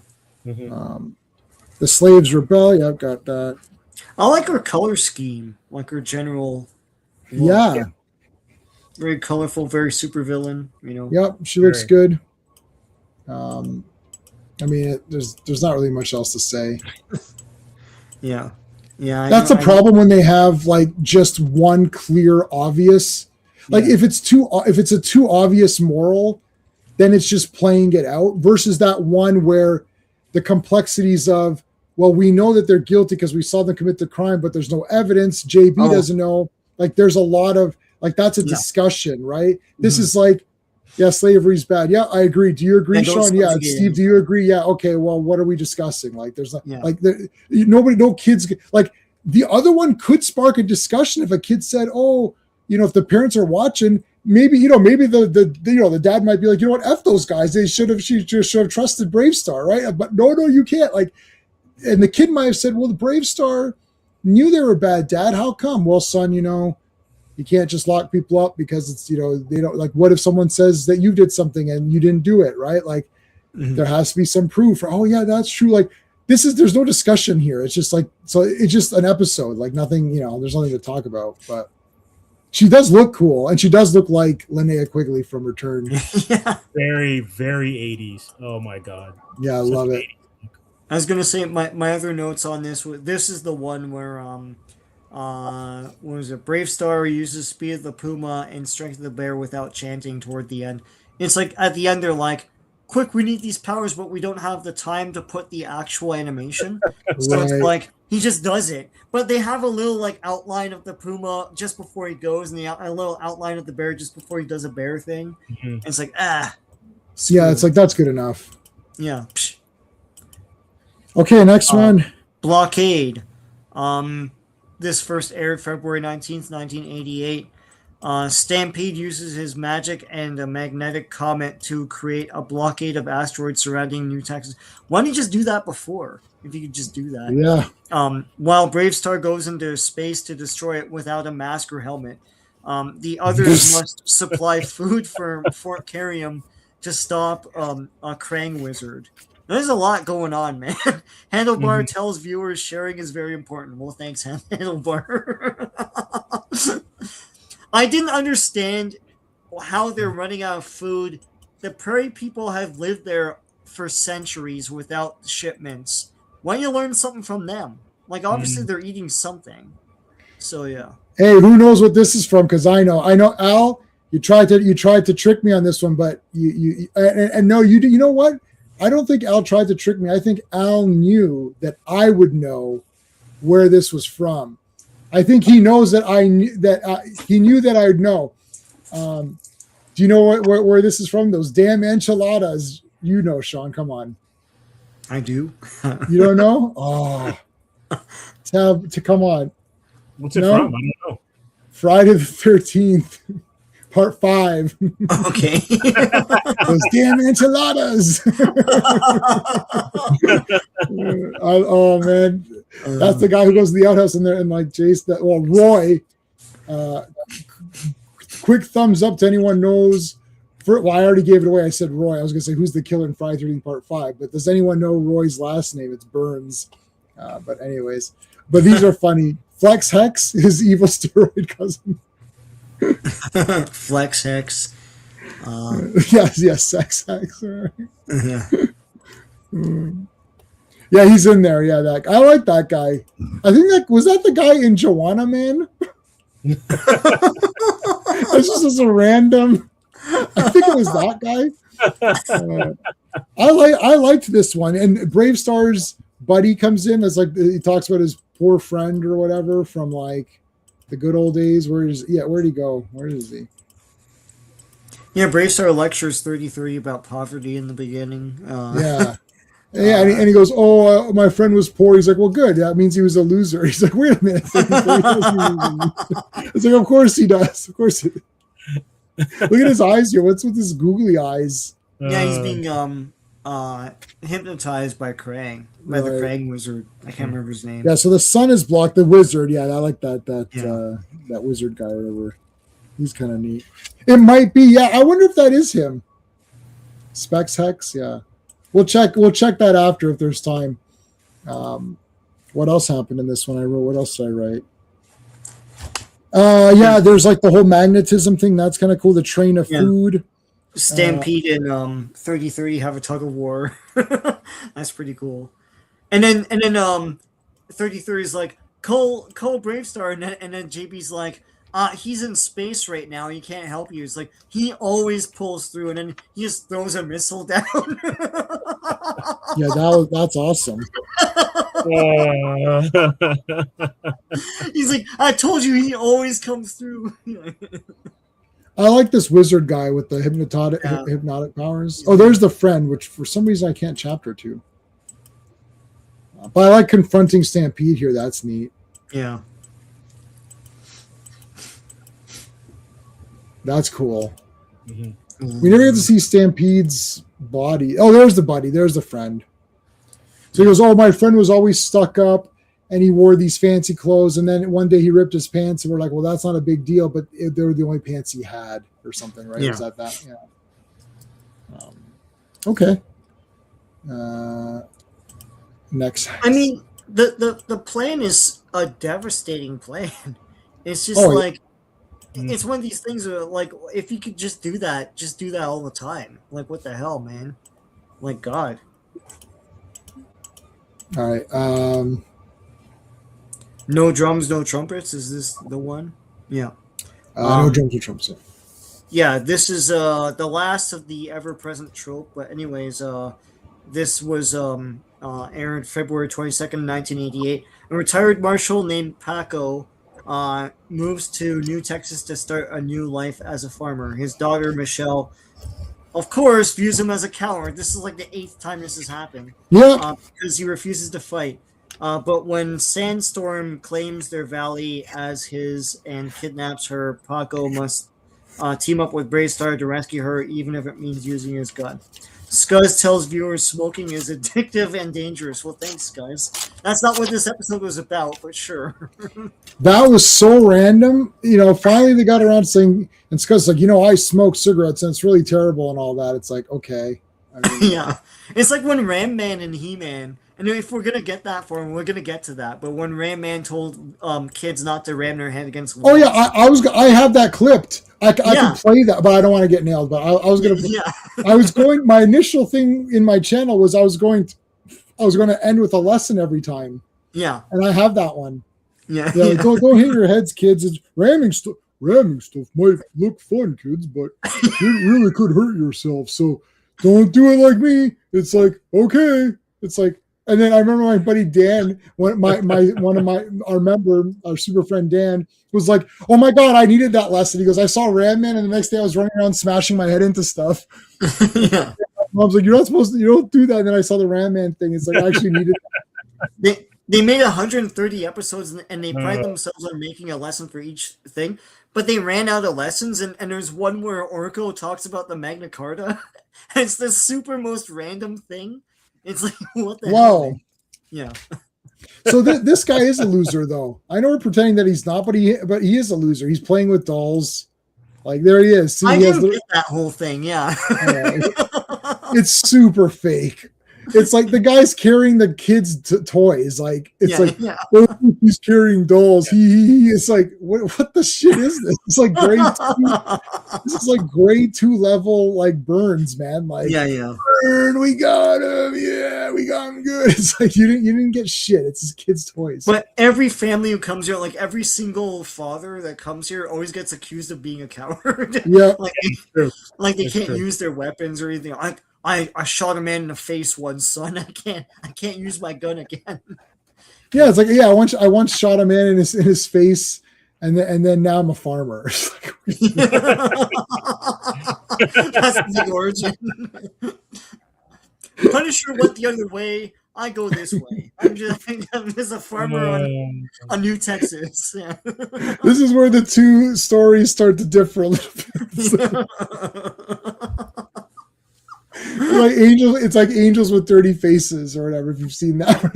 James Cagney gets captured and goes to jail. The other guy becomes a priest. That's a famous one. Yeah, that's a great movie. And it's very good at the end. But anyways, Why the heck these cracks? The Surgeon General. I watch Once Upon a Time in Hollywood probably once a week. So I used to watch it every night, and then I kind of stopped for a bit. So now I watch it like once a week, and I love the ending where he's taking he's got the Big Apple cigarettes. He's like, take a drag of a Big Apple, and it's Red Apple. He's like Red Apple cigarettes, or yeah. And he's like, yeah. And then as soon as it cuts, he's like, God damn, it tastes like shit. He's like, and who used this cardboard cutter? I've got a double chin. Doesn't even look out for this. And he smashes things. It's just like, he goes, a red apple. Is take a bite of a red apple. It's got the best drag and the best flavor. And then there's no filter and all this stuff. It's like, now you can get them factory rolled for the best drag. It's like, F this. I was like, Scuzz is like reminding me of that. He's got Wow. No, this guy's in the files or whatever. Yeah. All right. Okay, so Thunderstick is there. I don't know why he's hiding. He's like hiding in this like container here. Like this shit's kind of. So okay, gun. Oh yeah, so. The farmer guy's trying to start up his farm is pretty neat though. He can it's like an electronic farm or something. It just like yeah, I liked all the gadgets and stuff. It was really cool. Like yeah. everything folds out and stuff. Here it is. I think he's got that fold out trailer thing. Yeah. Dun, dun, dun, dun, dun, dun, dun, dun, dun. Yeah. There it is. It's like it builds the house for him or whatever. Yeah. There's his daughter's a POS also. Oh, Daddy, you're such a loser. You just slap her stupid face. Yeah, BraveStarr does use his Optivisor to find Sandstorm. Once again, not using his Eyes of a Hawk. Right. Message right there. Glory barrel. Yeah, so like they kidnapped the kid. And he used to be a marshal, but again, yeah, he shot someone in the face or something. It's like I accidentally shot someone's eyes out and then shot them in the chest and then shot their arms off and then shot the rest of their family by accident. So now I'm a farmer. It's like, all right, you did what you had to do. Like, oh yeah, these she presses a button and the chicks hatch. Yeah, I like that. That's great technology. Every so often, whenever I make eggs once a week at least, I do fried egg sandwiches every Friday. It's fried egg sandwiches. Everything in my life is based on Fantastic Fridays, fried egg. Yeah, it's all it's all based on that. Everything in my life, I can't do certain things like it's Tuna Tuesday. It's yep. Yeah. No, it is Tuna Tuesday. Oh, I was joking. I know you're joking, but it really is that. Wednesday Thursday. Wednesday doesn't work out because that's when I go to the comic shop and I usually get pizza on the way back. So that one doesn't work out. But Tuesday tuna, Fridays fried egg, and then Thursday's grilled cheese. So I can't figure that one out. Right. So it's not perfect. I do as much as I can. Until potato. How's it going, dude? Camels is getting to stay in the paper. Yeah, I never smoked anything, even though smoking's cool. I just haven't gotten into it. Crepe Suzette Sunday. No, the weekends are free for alls. We eat whatever. Well, tomorrow's shawarma, so shawarma Sunday. There you go. Yeah, I'm like the shawarma champion, man. Like it's like I go every day. Like they know me, and then there's like new people working there, and then I gotta break in these new people. Like yeah, and I don't use their terms. Yeah. Like they have terms for shows. I'm not using your terms. Let me tell you what I want, and then you go and. Yeah. I hate restaurants that have their own term. Like the first time I got pissed off at that was Starbucks. It's like tall is small and all that bullshit. Right. Right. Yeah, I don't drink coffee. I mean, I drink coffee at home if I just feel like something. Waffle Wednesday is good. Yeah, but if I go there, if I said give me a large and like, sorry, is that a tall? I'll be like, don't piss me off. Like what I mean. Get me the thing I mean. Like, don't be weird. Yeah. And regular popcorn is medium. You're supposed to say regular popcorn. Does anyone say that? Everyone says medium, or do they say regular? I only buy large. I say regular because I knew that from way back. So wait, you buy large popcorn, Sean? What are you talking about? If I need a no, you know what? I do say medium if I need a medium. Yeah. Yeah, but you hardly ever get that. We both anyone ordering a medium popcorn can go away. It's just it's so. Oh, can you get medium popcorn? You know our buddy Steve buys small. It actually irritates me every time he does it. He comes up and I'm like, what is that? Like, what is why did you give money for that? Steve it's not buys he buys popcorn. When he does, he gets a small. And also our friend's brother gets small, and it irritates the crap out of me. It's like you just gave them like just give them, instead of giving them $6 or whatever, give them $7 and get way more. Like throw out. No, the large is more worth it than medium and small. It's true. Yeah, it's stupid. A bag of unpopped popcorn is super dirt cheap. So I don't know how they're able to get away with that. Right, and you can make a garbage bag filled. Okay, so he didn't want to use his gun. Yeah, the fuzz smoking thing. That's pretty much it. We've seen this trope too many times. I think. I feel like this is like the 4th or 5th time we've seen this. Last of a trope. Yeah. Sean, what order was this episode in terms of production? And then this is late, actually. Which one? No drums, no trumpets. This is. Oh no, you know what? This is early. This is number 8 in production order. Yeah, I don't know what the other tropey ones are where kids think that their parent is a coward. But yeah, it's number 8. Yeah, I don't think I've ever thought that. Like, did you ever think your dad or mom were cowards? Like, I don't get it. Like, no, it's always the same thing. It's like, you won't use your gun against this guy, or you won't fight back with this guy. It's like, if I fought back, you'd be dead. Like, it's like it's not like the TV shows where you just punch a guy and it's over. It's like, right. God damn. All right. Well, okay. So there's the girl. There. Now she's captured. How do you like that, you dumb bitch? It's like, what are you gonna do? It's like this reminded me of Revenge of the Ninja. Yeah. Where he goes, no, I'm serious. He goes, remember he locked up all of it, and then Kane is like, he goes, here in America we are not ninja, and he's like, why, Daddy? He goes because we will not follow the way of the ninja. It's like, why, Daddy? It's like, because the way killed your mother. And then then the woman's killed, that blonde lady who was like pretty attractive. She's a good looking woman, and then the kid is in danger, and then it's like bing, meow, meow, meow, bong, bong, bong, bing, and he's like, and he breaks the seal. You're like, oh shit, he's gonna be a ninja now. Yeah, that's right. All those Shokazuki movies are great, man. I know people always. They're literally all awesome. Yeah. But that yeah, everyone knows that. Remember Ninja Theater where he's fighting guys in the backyard? Yeah. And he's like hosting the show. And it's like the movies are never ninja movies, just some like cheap like kung fu thing, but yeah. Pay your respects, X. Pay your respects, X. Okay, that's a good one. Strength of my eye. All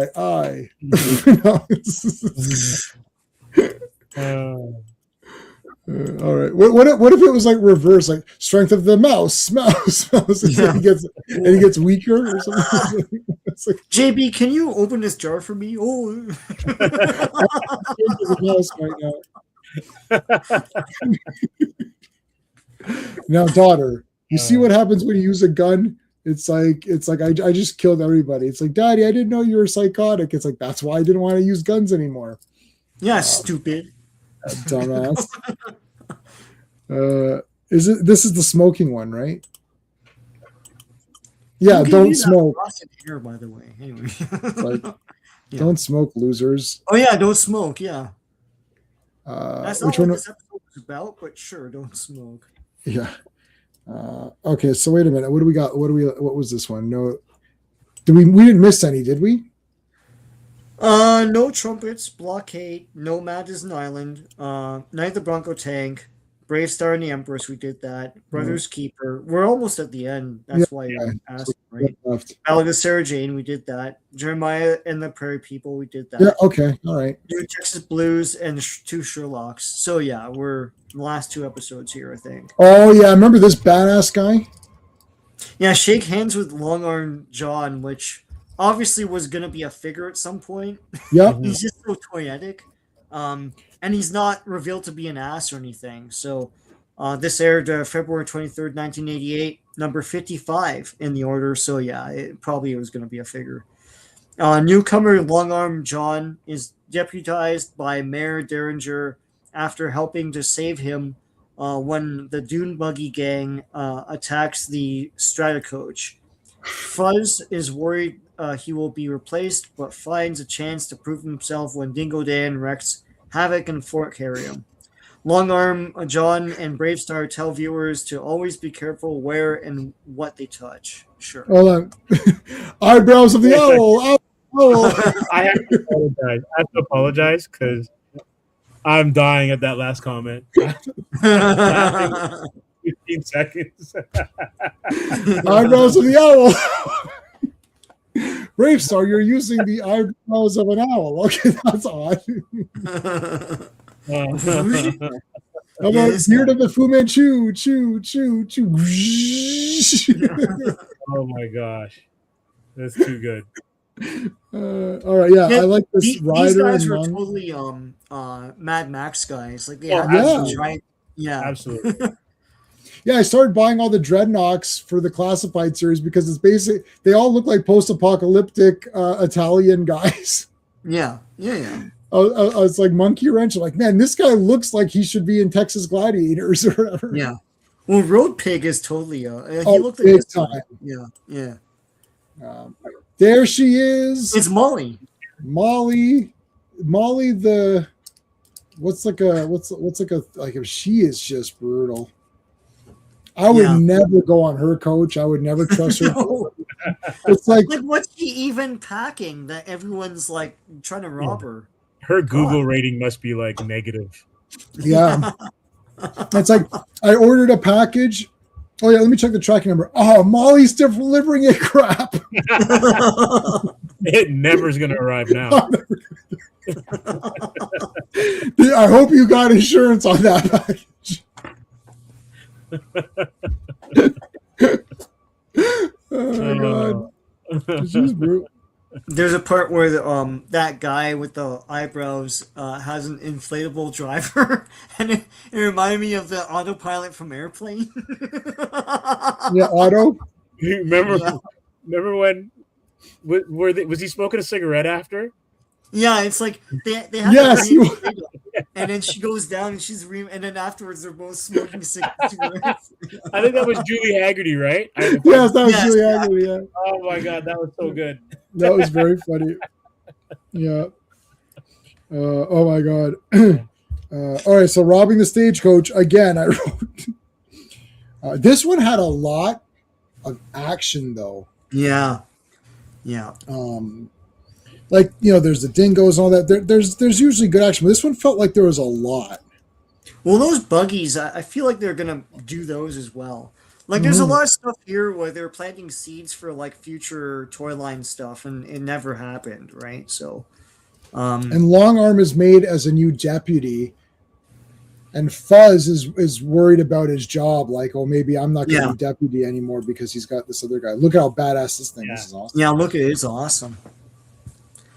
But they say like they're gonna find him another town to be a deputy in. But the thing is, what I liked about this was Long Arm as a new character isn't revealed to be like jealous or a prick or like, and then he has to like make amends. He's just a cool new character in the arsenal, right? So yeah, if I was doing a movie, I'd put him in. Yeah, he's neat. He'd be really cool. I like he's Long like Arm. Australian or something. Yeah, with that hat for sure. Yeah. I was thinking of Crocodile Dundee. When did Crocodile Dundee hit theaters? Is it 86? I want to say. I don't know, but I love Crocodile Dundee. And Part two is just I almost had the original part two poster, and I lost. I don't know what happened. I didn't lose the poster, but like. It wasn't through eBay. I think it was through the Movie Poster Warehouse, and I was like, "Oh no!" And then I hesitated, and it sold out. I was so upset because I really wanted the original part one poster is too expensive, but the part two, which I actually like better, where he's got the girl Like he's like standing really tall with the girl. 84, yeah, was it 84? Yeah. Why is Long Arm John sound like a... No, he's not Long Arm John, is he? He's just called Long Arm, I think. He could be like a film star. There's Fuzz, there's Dingo. So it's like, all right, Fuzz, you keep him trapped in there. And then the Dingo transforms into the guy that's sleeping, so that guy was supposed to be released. So that's why he transforms into him. Looks like Outback, yeah. Mr. BraveStarr. I was let out this guy. Like I can't do the I can only do the Marshall BraveStarr part. There's that fat mayor. Yeah. It's like he's the mayor from Munchkin. As mayor of the Munchkin City in the county of the land of Oz. Oh my God! I had that movie memorized. How do I not know this time? I can't remember. I like the coroner. I always thought the coroner was the most badass Munchkin. He came. Oh yeah, I like the Lollipop Guild. Yeah, those guys are punks. We represent the Lollipop Guild. Like lollipop, lollipop. Yeah, they're tough. But I think the coroner could take them. I think they're acting tough. Look, no tough guys got lollipops or whatever. Yeah, I know. Kojak had lollipops. Oh yeah, Kojak. well, yeah, okay, all right, yeah. Okay. He's trying to quit We love smoking. you, baby.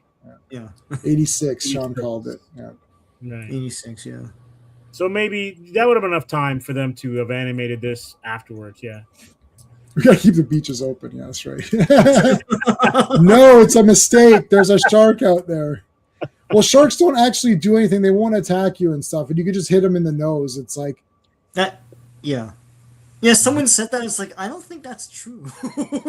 Did you watch? Did you guys watch that Blake Lively movie where she's trapped by that shark? That was awesome. I've seen bits of it. It's pretty good. It was awesome, man. Shallows. That's it. That's it. I had that on 4K. Steve showed me that. I was like, why are we watching this dumb movie? And I don't care about like if someone's attractive or not really that much either. Like only if they're in a cool movie, then it matters. Right. Yeah. And I was like, and I was like, wow, this is actually really good. I went home. I was like, I think I might order this. I ordered it the next morning. I got the 4K. It's beautifully shot. It was actually very cool. And she's alone for most of it. So yeah, I don't care about her as a person, but like in that movie, she was all right. Yeah. All right. They got the. So Fuzz actually arrests Dingo Dan. Yeah. And then commandeers like one of those dune buggies, and then plays chicken with the other guys. So he's doing a lot in this one. Yeah, and Fuzz pretends like he like tricks them and stuff, right? Like to capture him. That was pretty cool. Yeah. Oh, awesome! You saw this the market DV set with BraveStarr. That's probably was it expensive, Skeptic? It's probably expensive because I've got it. Yeah, there's the Sweetwater. This was great. Fuzz is like, that Sweetwater is nice, and he's like, I want some. He's like, oh, I'm sorry, it's all out. Go over there and get some. It's like he goes, Fuzz is thinking, how will I beat? Yeah, how will I beat him? Give me some of that Sweetwater. Yep, he commandeers the thing. Dun. Look at the bullets. Yeah, that's cool. No more bullets. Dingo disguise, Fuzz. Yeah, this is where he's fired. You fired Fuzz, and he's like, "Whoa, it's a kind of a firing." Yeah, he fired his ass. How you like that shit? Guy puts in the work. Yeah, working 9 to 5. $10. Skeptic. I don't know if that's real, but but it might have so that's cool. No. There's 3 BraveStarr things. There's the best of BraveStarr. Yep. Then there's Volume 1, Volume 2. There's no way that's $10. No. Maybe he wiped his ass with them or something. The discs are messed up. That seems crazy.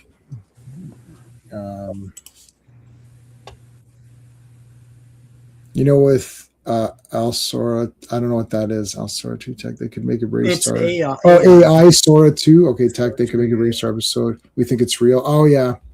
Can AI do line work and cell animated looking stuff like this? Like every time I played around with it, it's just CGI looking stuff. It's a good question. I don't know. Yeah. I'm sure at some point. Like if it can, then that's all I'm gonna be doing. Is making cartoons. like make I don't know. I mean, like I was able to, I took my logo, which I made myself, and then I took it and put that into AI, and I said make it look more like He-Man, but retain my J logo the J logo I did myself. I put the outline around it, and I put the crack, and then it did that really cool thing, which I now have as my banner on YouTube.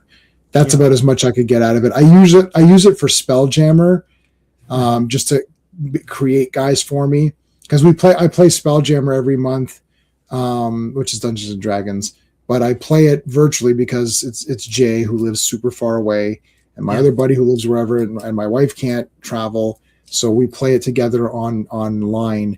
So I have pictures to show them. So I'll say like, okay, there's a creature, and then I'll show them the picture. That's the only thing I really use it for. To otherwise, I'm developing my own role playing game called Eternal Conquest, and I think I called it something else, but then there was a game that was already called that or something. I was like, oh, of course, there's some stupid game called it. But anyway, so yeah, I used it to like help me make fonts and stuff. But usually I make the font how I want it, and then I let AI make it look better. Yeah, you know what I'm saying? Like I'll draw it out or whatever, and do it roughly how I can in Photoshop, and then AI makes it look yeah. You can do with prompts. Yeah. You sent me a list. Okay. All right. Is that on Twitter? Skeptic. I don't open up Twitter at all anymore. So if you're messaging me on Twitter, guys, like I open it once a day just to see if there's anything on there. And then I don't have any. Same with Instagram. I open up once and then I shut it down. I have zero. My Instagram is effed. And my Twitter sucks, and Facebook sucks too. But I'm more invested in Facebook, and nobody does anything on Facebook. All right, so sorry. Did we talk about this one? Oh yeah, the Strength of the Bear. He lost his powers. Yeah, Strength of the Bear. So this is aired February 24th, 1988. It's the third episode made, but this is the last episode aired. BraveStarr has lost his spirit animal powers. In order to regain them, he must renew his bond with the animal spirits. To this end, Shaman sends him alone and unarmed to the wilderness to face a trial of courage. BraveStarr and Shaman tell viewers their most important powers are the ones deep inside themselves. So this finale, for whatever reason, we talked about this before, J-Man, about like, how do you write out a character who's a cartoon? Like, so Tex-Hex is not in this episode. They say that he's another part of the planet. It's like the guy who does his voice is doing other voices in this episode. Now, I don't know why he's like written out, but okay. So Sandstorm is now assuming responsibility to get BraveStarr. So there you go. BraveStarr, remember you were a punk kid? And this exact same thing happened. Oh yeah, shit, I remember that. Well, now it's happening again. Yeah. It's like, so basically BraveStarr as a kid has relived or has lived everything that's ever happened in all these episodes. He just keeps reliving the same. Remember when you were a kid and this happened? Yeah. Well, yeah, shit. You know what, Shaman? Everything that happens to me in my life is just a repeat of something that happened to me as a kid. You're right. It's like life just repeats itself. Okay, so what did I write down for this? Yeah, strength. All of his powers are gone. He has to go to the forest, and he has to like re-get, no weapons. Your weapons, you will not need them. And then he puts a big belt on. It's like, no, you actually won't need them. I'm like, oh, okay. Yeah. So then BraveStarr goes in. He doesn't do a Luke Skywalker. He does go with no weapons. Essien, what was the guy's name? This other guy, Erskine or something, or Erskine. Yeah, Erskine. Yeah, that's a good shot. Viper, nice.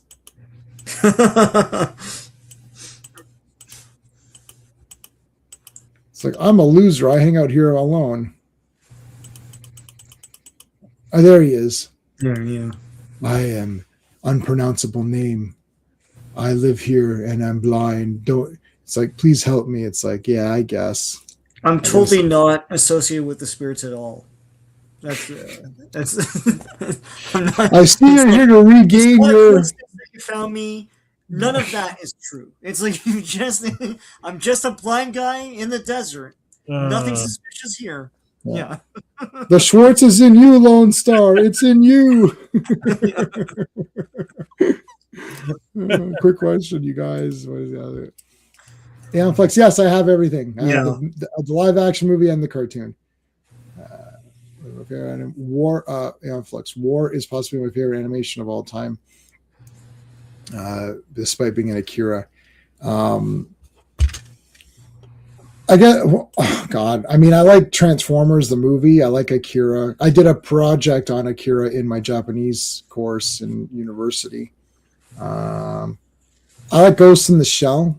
I also like Project Echo, all of them. Yeah. What else?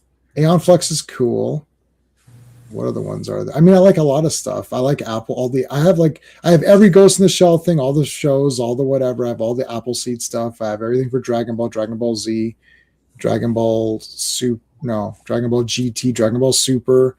And what was that before that? Yeah, Dragon Ball, Dragon Ball Z, Dragon Ball Super, Dragon Ball GT, and Kai, which is so I have all that. What else? Akira, of course, yeah. Anything by the guy who did Ghost in the Shell, I like all those. What else? I like a lot of stuff.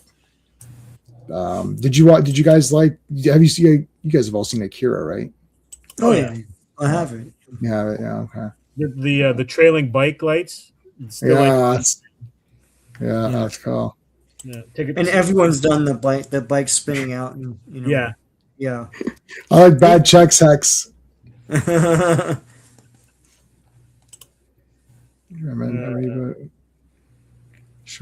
I actually liked the movie. Yeah, that's Charlize Theron.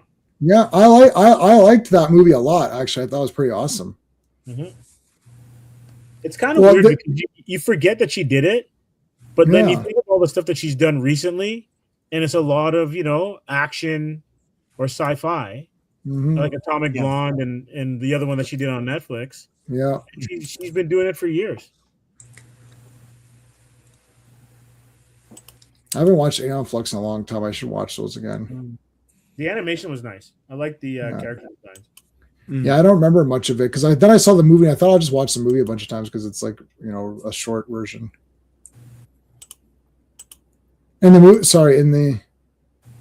they're cloned. They're all clones. Yeah, they just keep reading. Inspects Hex. What else? Stampede and other. Yeah, so they go to the Badlands. And then those guys come to attack him, and then he wants to be left alone. Then to get his powers back. Yeah, to get his powers back. But then the friends come to help him. I like that. I thought the lesson was going to be that your friends are here to help you, and they help you get your stuff. Like you don't. Why go it alone if you don't have to? That's why you have friends or whatever, right? Exactly. What else? Yes, to reconnect with the animals. That's right. Yeah, Phantom 2099. That's right. Oh, yeah. There's only one DVD of Phantom 2099, and it's just like 1 or 2 episodes, I think. But I mean, I think I have that Phantom 2099. Yeah. But I have some of it, from the library. It's funny, like a lot of animation from around that time, including like Cyber 6, which doesn't get enough love. Yes. Oh my God. No one knows what that is. Nobody knows what that is. I haven't watched it either. Anyone in the comments, if you haven't seen it, just go look for it. It is fantastic. Let me take a look. Oh, I never saw this. It's cool. Is it worth getting then? It's cool. Yeah. Galaxy Express from that time had a specific look to it. I'm looking at it right now. I've not seen that.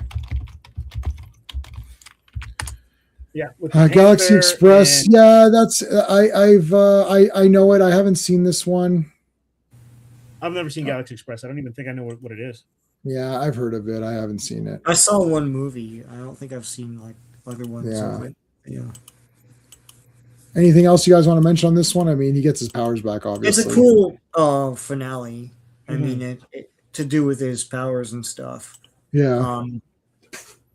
And he helps out. He helps out this blind guy, even when it meant that he probably won't get his powers, or like he's acting selflessly, and then he's like, "Oh, you're a great champion," and you're wise and all this stuff. So then he reveals that he's not a blind old man; he's a spirit of all embodiment of all these animals, and he gets his powers back. Right. And then the show's canceled. Right. So, yeah. Oh well.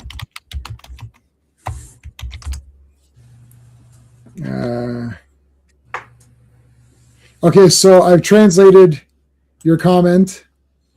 So it's the translation is He-Man will be the best movie of 2026. Congratulations, best wishes. Thank you, I appreciate that. Yes, I've seen. No, I've not seen it, but I know. Oh yeah, no, Ulysses. USC 31's awesome. And Yeah, they I played know it it. here on Sunday mornings. It's wicked. It's anime, and they just like redubbed it here. Yeah. There's some Yeah, toys in Japan made for it. I remember this. I never watched it, but I know it. Owen from the Action Elite, I guess like they played it in the UK. Like he loves that show. Yeah, I should get. Let me write these down and get some of these. It's cool. It's on YouTube. Yeah. It's classic anime of that era, like the character designs and stuff. Yeah. Mhm. Ulysses. To be honest with you, looking at it now, I wouldn't be surprised if this same studio did the intro to Bionic 6. Right. Yeah. That was a famous animator, the guy who was the key animator for that. Can't remember his name, but the animation in that is crazy good. I don't like for something that was a 65 episode run, it's pretty awesome. That is it for BraveStarr. Whew. Finished it. So We've got so next Saturday we're gonna come back and Steve, are you joining us on I should be able to. I'm still going to be away. I'm Okay. I'm out of the country at this point, but yeah, I should be able to. All right, because we're gonna be doing the most powerful stream in the universe every Saturday, at least until that He-Man movie comes out. The official the poster stream. is not out for purchase, so I collect posters, so I'll be getting that. French anime? Yeah, welcome to Space Show, Summer Wars, X-Men. Okay. Oh, Summer Wars, I remember that. So we're trying to figure out what the hell order to watch these cartoons in. So let me see what I have. I have one that I can share with you guys. And the one that I got to share the screen, how like we shared the screen right now. So let me see my order here. Hey, Mohammed, how's it going, dude? Are you in the UK, Steve? Barbados right now. All right, so I've got it as Diamond Ray, Tila's Quest, Colossor Awakes. That's the order. So is that? I've got so many DVD versions. That is the order that we can use. Is that okay? That is the broadcast order. So let's use broadcast order. Diamond Ray of Disappearance, Tila's Quest, Colossor Awakes, The Dragon Invasion is 4. Yeah. The Curse of the Spellstone. So is that Time Corridor, Creatures, Song, She-Demon, Rain. She-Demon, yeah. Like that's the air date order. Yeah, that's what we're gonna do. We're gonna do that. So I've made. I can show you. So we're gonna do the mini comp. We're gonna alternate. So next Saturday, we're going to do the mini comics. So we're going to do as many, and I don't know how many we're going to be able to do, but we're going to do the mini comics. So we're going to do from the beginning and just do as many as we think that we can. They're short. And even if we haven't read enough, Sean, we can almost read them live. Yeah, I know. That's what they're made for. I've read them. I don't know about you. I've read them so many times that. Okay, I have not read them many times. I've read the first maybe like 8 or something a bunch of times. Oh, so wow. Hey DJ. Yeah. Yeah, we're gonna so, and I can show you where's my so I've made a He-Man folder already, and I can show you. I can show you. I made some pretty good. I spent last couple of evenings getting together.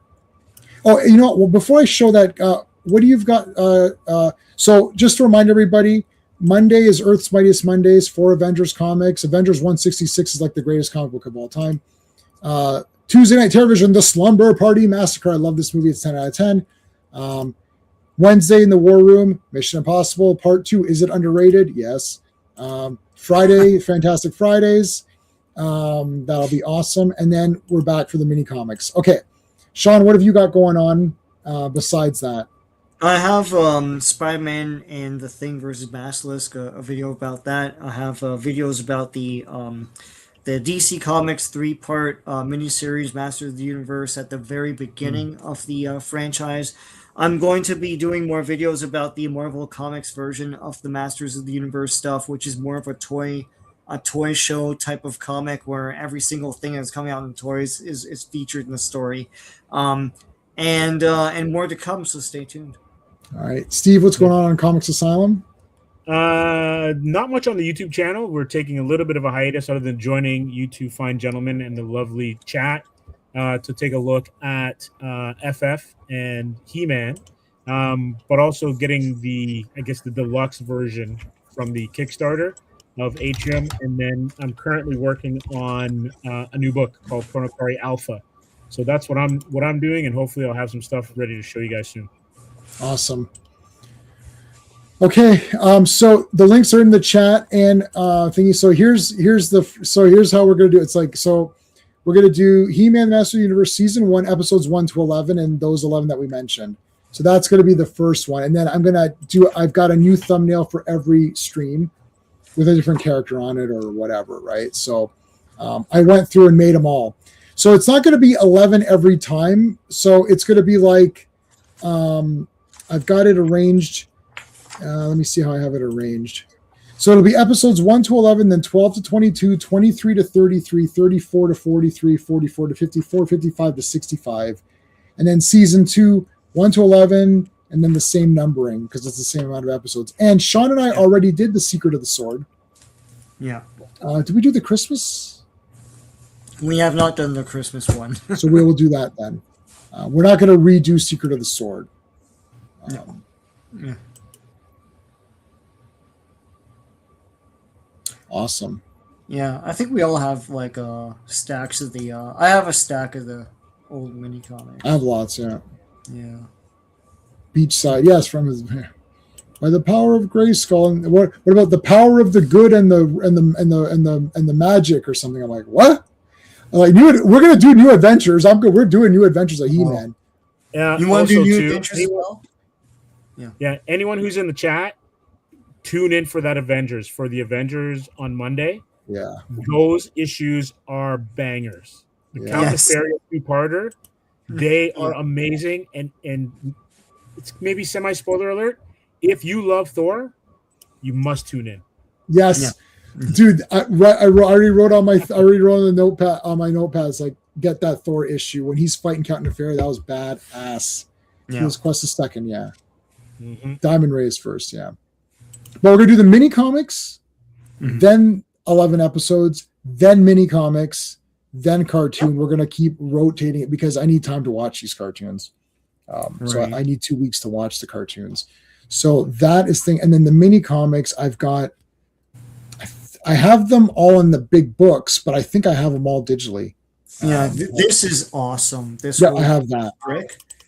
This is every mini comic, all the He-Man, all the She-Ra, all the New Adventures, all the 2000X, like every single mini comic they ever packed into the toys. It's pretty good stuff. Great art. Pretty cool stuff, man. Yeah, I have it all. Yeah. I have all the mini comics. And it comes with a ribbon too. That's super expensive to do, but yeah. We can't do novels, Al, because how am I going to show it on the screen? I find that when I'm showing stuff on the screen like this, it's better than our stupid faces. J-Man, there is the comic adaptation though. Oh, okay. Is there a There's comic a DC adaptation? comic I don't one. think I have. You can find it. Yeah, let me see. Hold on a second. I might have it. There. The first one will be this. This will be the first. He's the Jungle He-Man. Yeah, that'll be the first. He's Kazar's roided cousin. Yeah.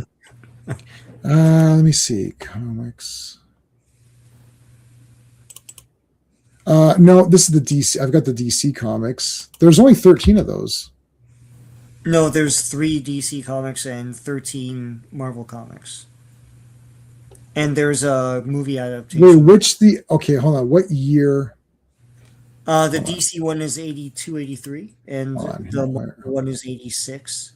I've got Marvel. Okay, sorry. I've got Star Comics is Marvel Comics. It's Marvel, yeah, it's Marvel. I don't know why they made that Star. Okay, so no, I've got that one.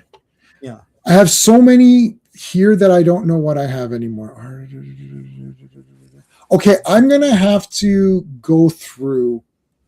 I did this with Transformers when we started doing Transformers streams, so I'll have to just go through because I don't know what's going on. This is the Marvel one, and there's only 13 of these, I think. Yes. Is that right? Okay. Yes. Plus, there's a adaptation of the movie. What the hell is this? Oh, this is the guide. Okay. I am. Okay. So we don't need. Do we need this? No. Where's that? The cartoon guide? Yeah. Yeah, I have all that. Yeah, it's each episode is a page. Yeah, okay. Yeah. Oh, that's cool. Yeah, it's pretty neat. Okay, so we don't need that because we're going to go through the episodes. Yeah, it's a good. I have it as a good guide for me. I have a few ones. I have a few that are a bit random. Like I have fan made ones that I like from He-Man.org. I used to be pretty big on He-Man.org, and there's a guy who literally made his own. It wasn't crowdfunded. It was just I made my own, and so we just bought it off him. That's awesome. But we're gonna do it all of it, even Shira. J-Man, there's also I have PDFs of these, but they're bad quality. The Motu magazine, the UK one from 1986. I don't have any of that. I have them from the Internet Archive, but they're horrible quality. But they're put them on anyways, man. Just put them on, but put them in a folder and then put the whole folder. Don't do them individually because then I won't. Put them on.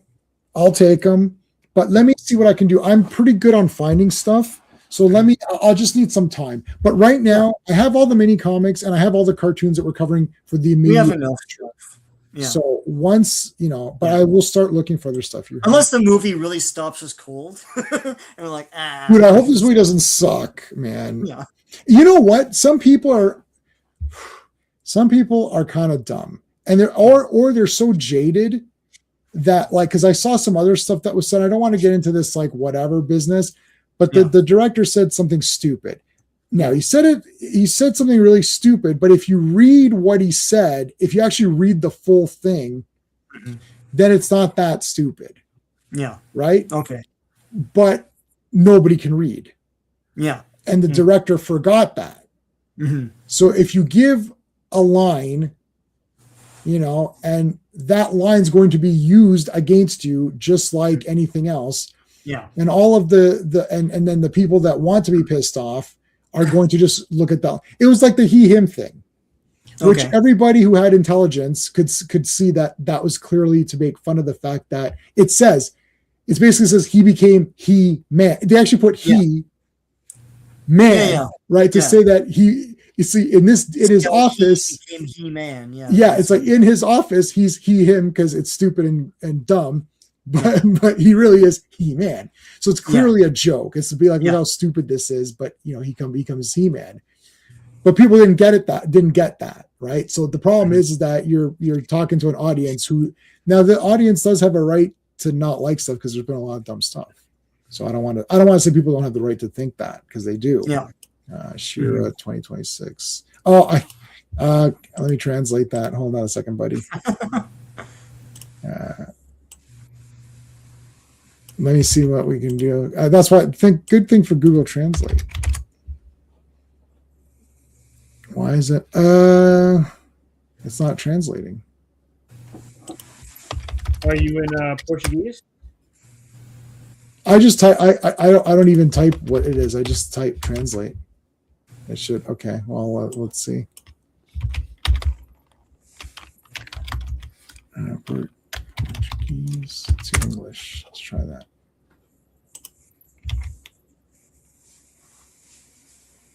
Needing movies like Shira. They might have Shira in there. Yeah, I don't know rights wise where that is, to be honest with you. So yeah, I don't know either. You heard that He-Man's based on Conan.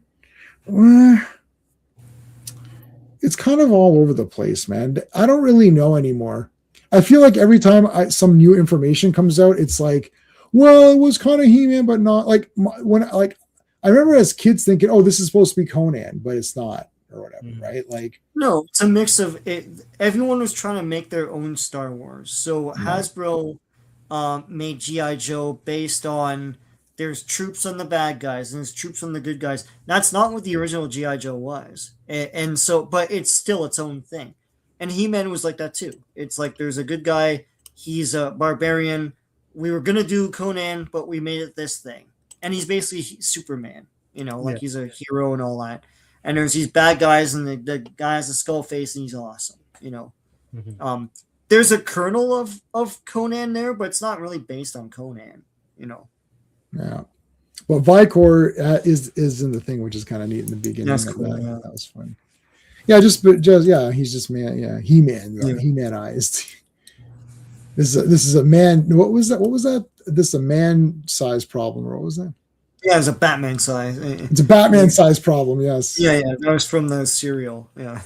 Oh man, yeah, that was great, man. Where Batman's like this. No, I think Robin says it's a man-sized job, and then Batman's like, "There's a Batman-sized job." It is a Batman-sized job. It's not. It's what are you talking? Of course.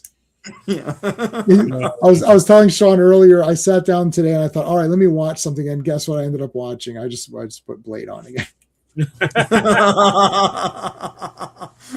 Well, you're not going to be disappointed. That's for sure. Because I was sitting there, I was like, I don't know. I was like, oh, it's for Blade. It's just like, I don't know.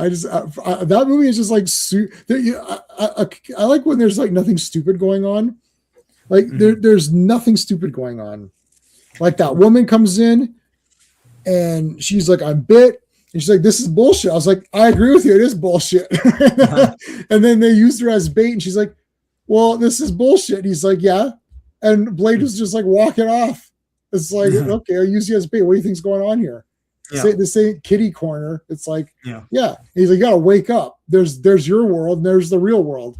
Right. And then he's like, you better learn to pull the trigger. I was like, dude, I'm watching this. You gotta. I know you guys have seen this movie a few times. You need to watch it right now and think in your head every line of dialogue and just think how that dialogue would it even be said today, and like how awesome it was to say it anyways. Ebert and Siskel both liked Blade. He passed away. He passed away before the second one came out. Siskel passed away before the second one. The second one's a 10 out of 10 also. Like Guillermo del Toro is like badass. But like the first movie, I was so shocked. Like we went to go see it a second time. But anyway, so I don't know. Like Hollywood, saying yeah. The song, it's the hey, yeah. That okay. What's going on? Nothing. Oh, that. I was gonna answer. Dominic asked a question about my shirt. It's a Twinkies commercial from the old comics. It's basically it's Batman and he fights a mummy with Twinkies. That's amazing. So, you know what? I don't know if you've done it before. Have you guys looked at the like the Hostess and the Twinkie ads in Comix? I made some videos about it. We never streamed about it though. Okay. We'd have to gather up a whole bunch of images and just show the images because yeah. That's from my channel sponsor, Bearded Shirts. Yes, Bearded Shirts. He only made this. I'm gonna ask if he can do other Twinkies ones, like the one where Hulk murders those guys with the robe. Oh, Hostess. Yeah, that one popped up because Sal passed away, and everyone's like, "How are they even alive? Like, come on, they're not alive." Right. No, I mean, I love Twinkies. They're awesome. Yeah. Like they're great. So what was the movie? Where is it where they cut the Twinkie in half? And it's UHF. He cuts the Twinkie in half and puts a hot dog in it. It was UHF. So I remember it immediately. Yeah. But we got to do a UHF. UHF is so it's awesome. Yeah. It's like, hi, I'm George Newman, the new manager. She's like, hi. I work here all year, and I worked here. It's like I was supposed to be a news anchor because that's what. And it's hard to get ahead when you get a new job. It's like, and this is my friend. He completely ignores her entire rant and just continues on as though that rant never happened. Yeah. And Fran Drescher complains about being called a broad, and he goes, "I've told him 1,000 times never call chicks broads." No, but then he goes, "Broads don't belong in broadcasting." Yeah, broads don't belong in broadcasting. Oh my God. That was awesome. And poor Billy Barty gets thrown on the ground. He gets thrown out. He's got this mega. When they're in the office, and the guy's there, he's wearing that huge cowboy hat, 10-gallon hat, and he has a raccoon tail coming out of it. Yeah. And then the boss is like, take that ridiculous thing off. He's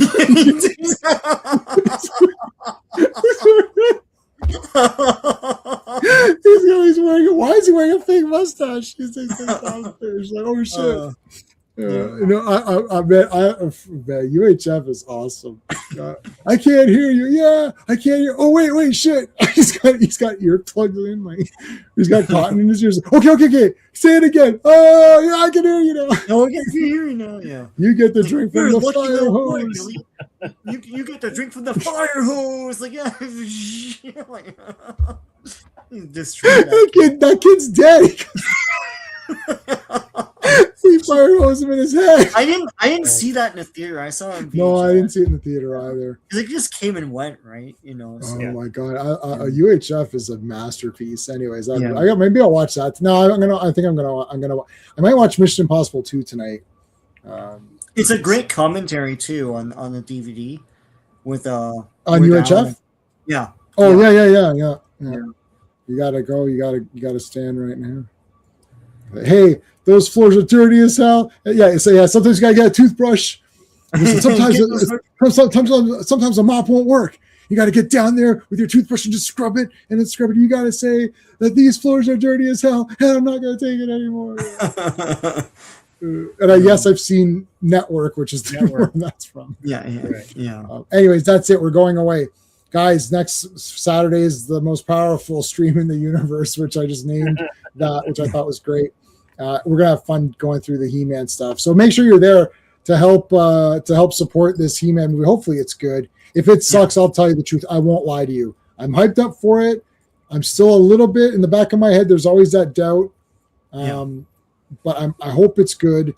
But if it sucks, I'll tell you. And I'll tell you right now, if this He-Man movie sucks, I'm done. I'm done getting hyped up for anything. This is like Superman has killed me 3 times. Count them, 3 shitty Superman movies, all garbage compared to the Christopher Reeve movies.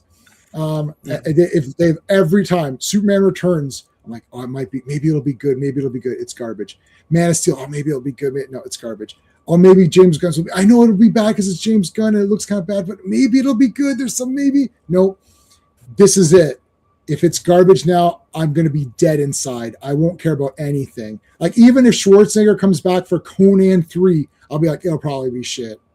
I won't even believe in that. This is the last I hope they don't mess this up. This is it. Like I can't do any more. Well, after watching all of the cartoons and reading the comics, you're only like doing yourself a disservice because you're gonna go in and be like, "Oh my god," like it's like all these Transformers and stuff. It's like it's making everything look like crap, right? Yeah, but the Transformers movies don't even look like the guys. Yeah, we knew Transformers was not going to be right when we saw the mouth on Optimus Prime. No, and people called that out. We're like, well, that looks a little weird. Why is that? Why is it like that? And they're like, oh no, the mouth isn't in it. It's like, oh, he's got the face guard. It's like the mouth's in it the whole movie. Like, what are you talking about? No, but even though like Fantastic Four, we read how many issues before that movie came out, and it made it look 12 times worse than Yes, but we knew it wasn't going to be great. Like I was going into that movie thinking it'd be like a 6 or 7 out of 10. But the choices made were baffling. It was bad. Yeah.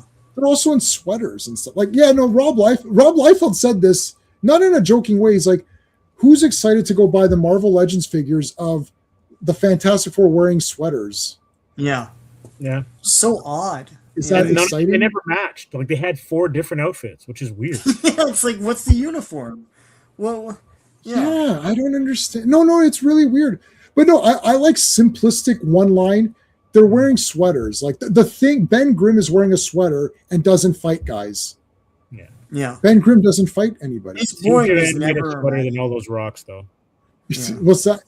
Oh yeah, that's why. Yeah, that's to render him shirtless is cost money.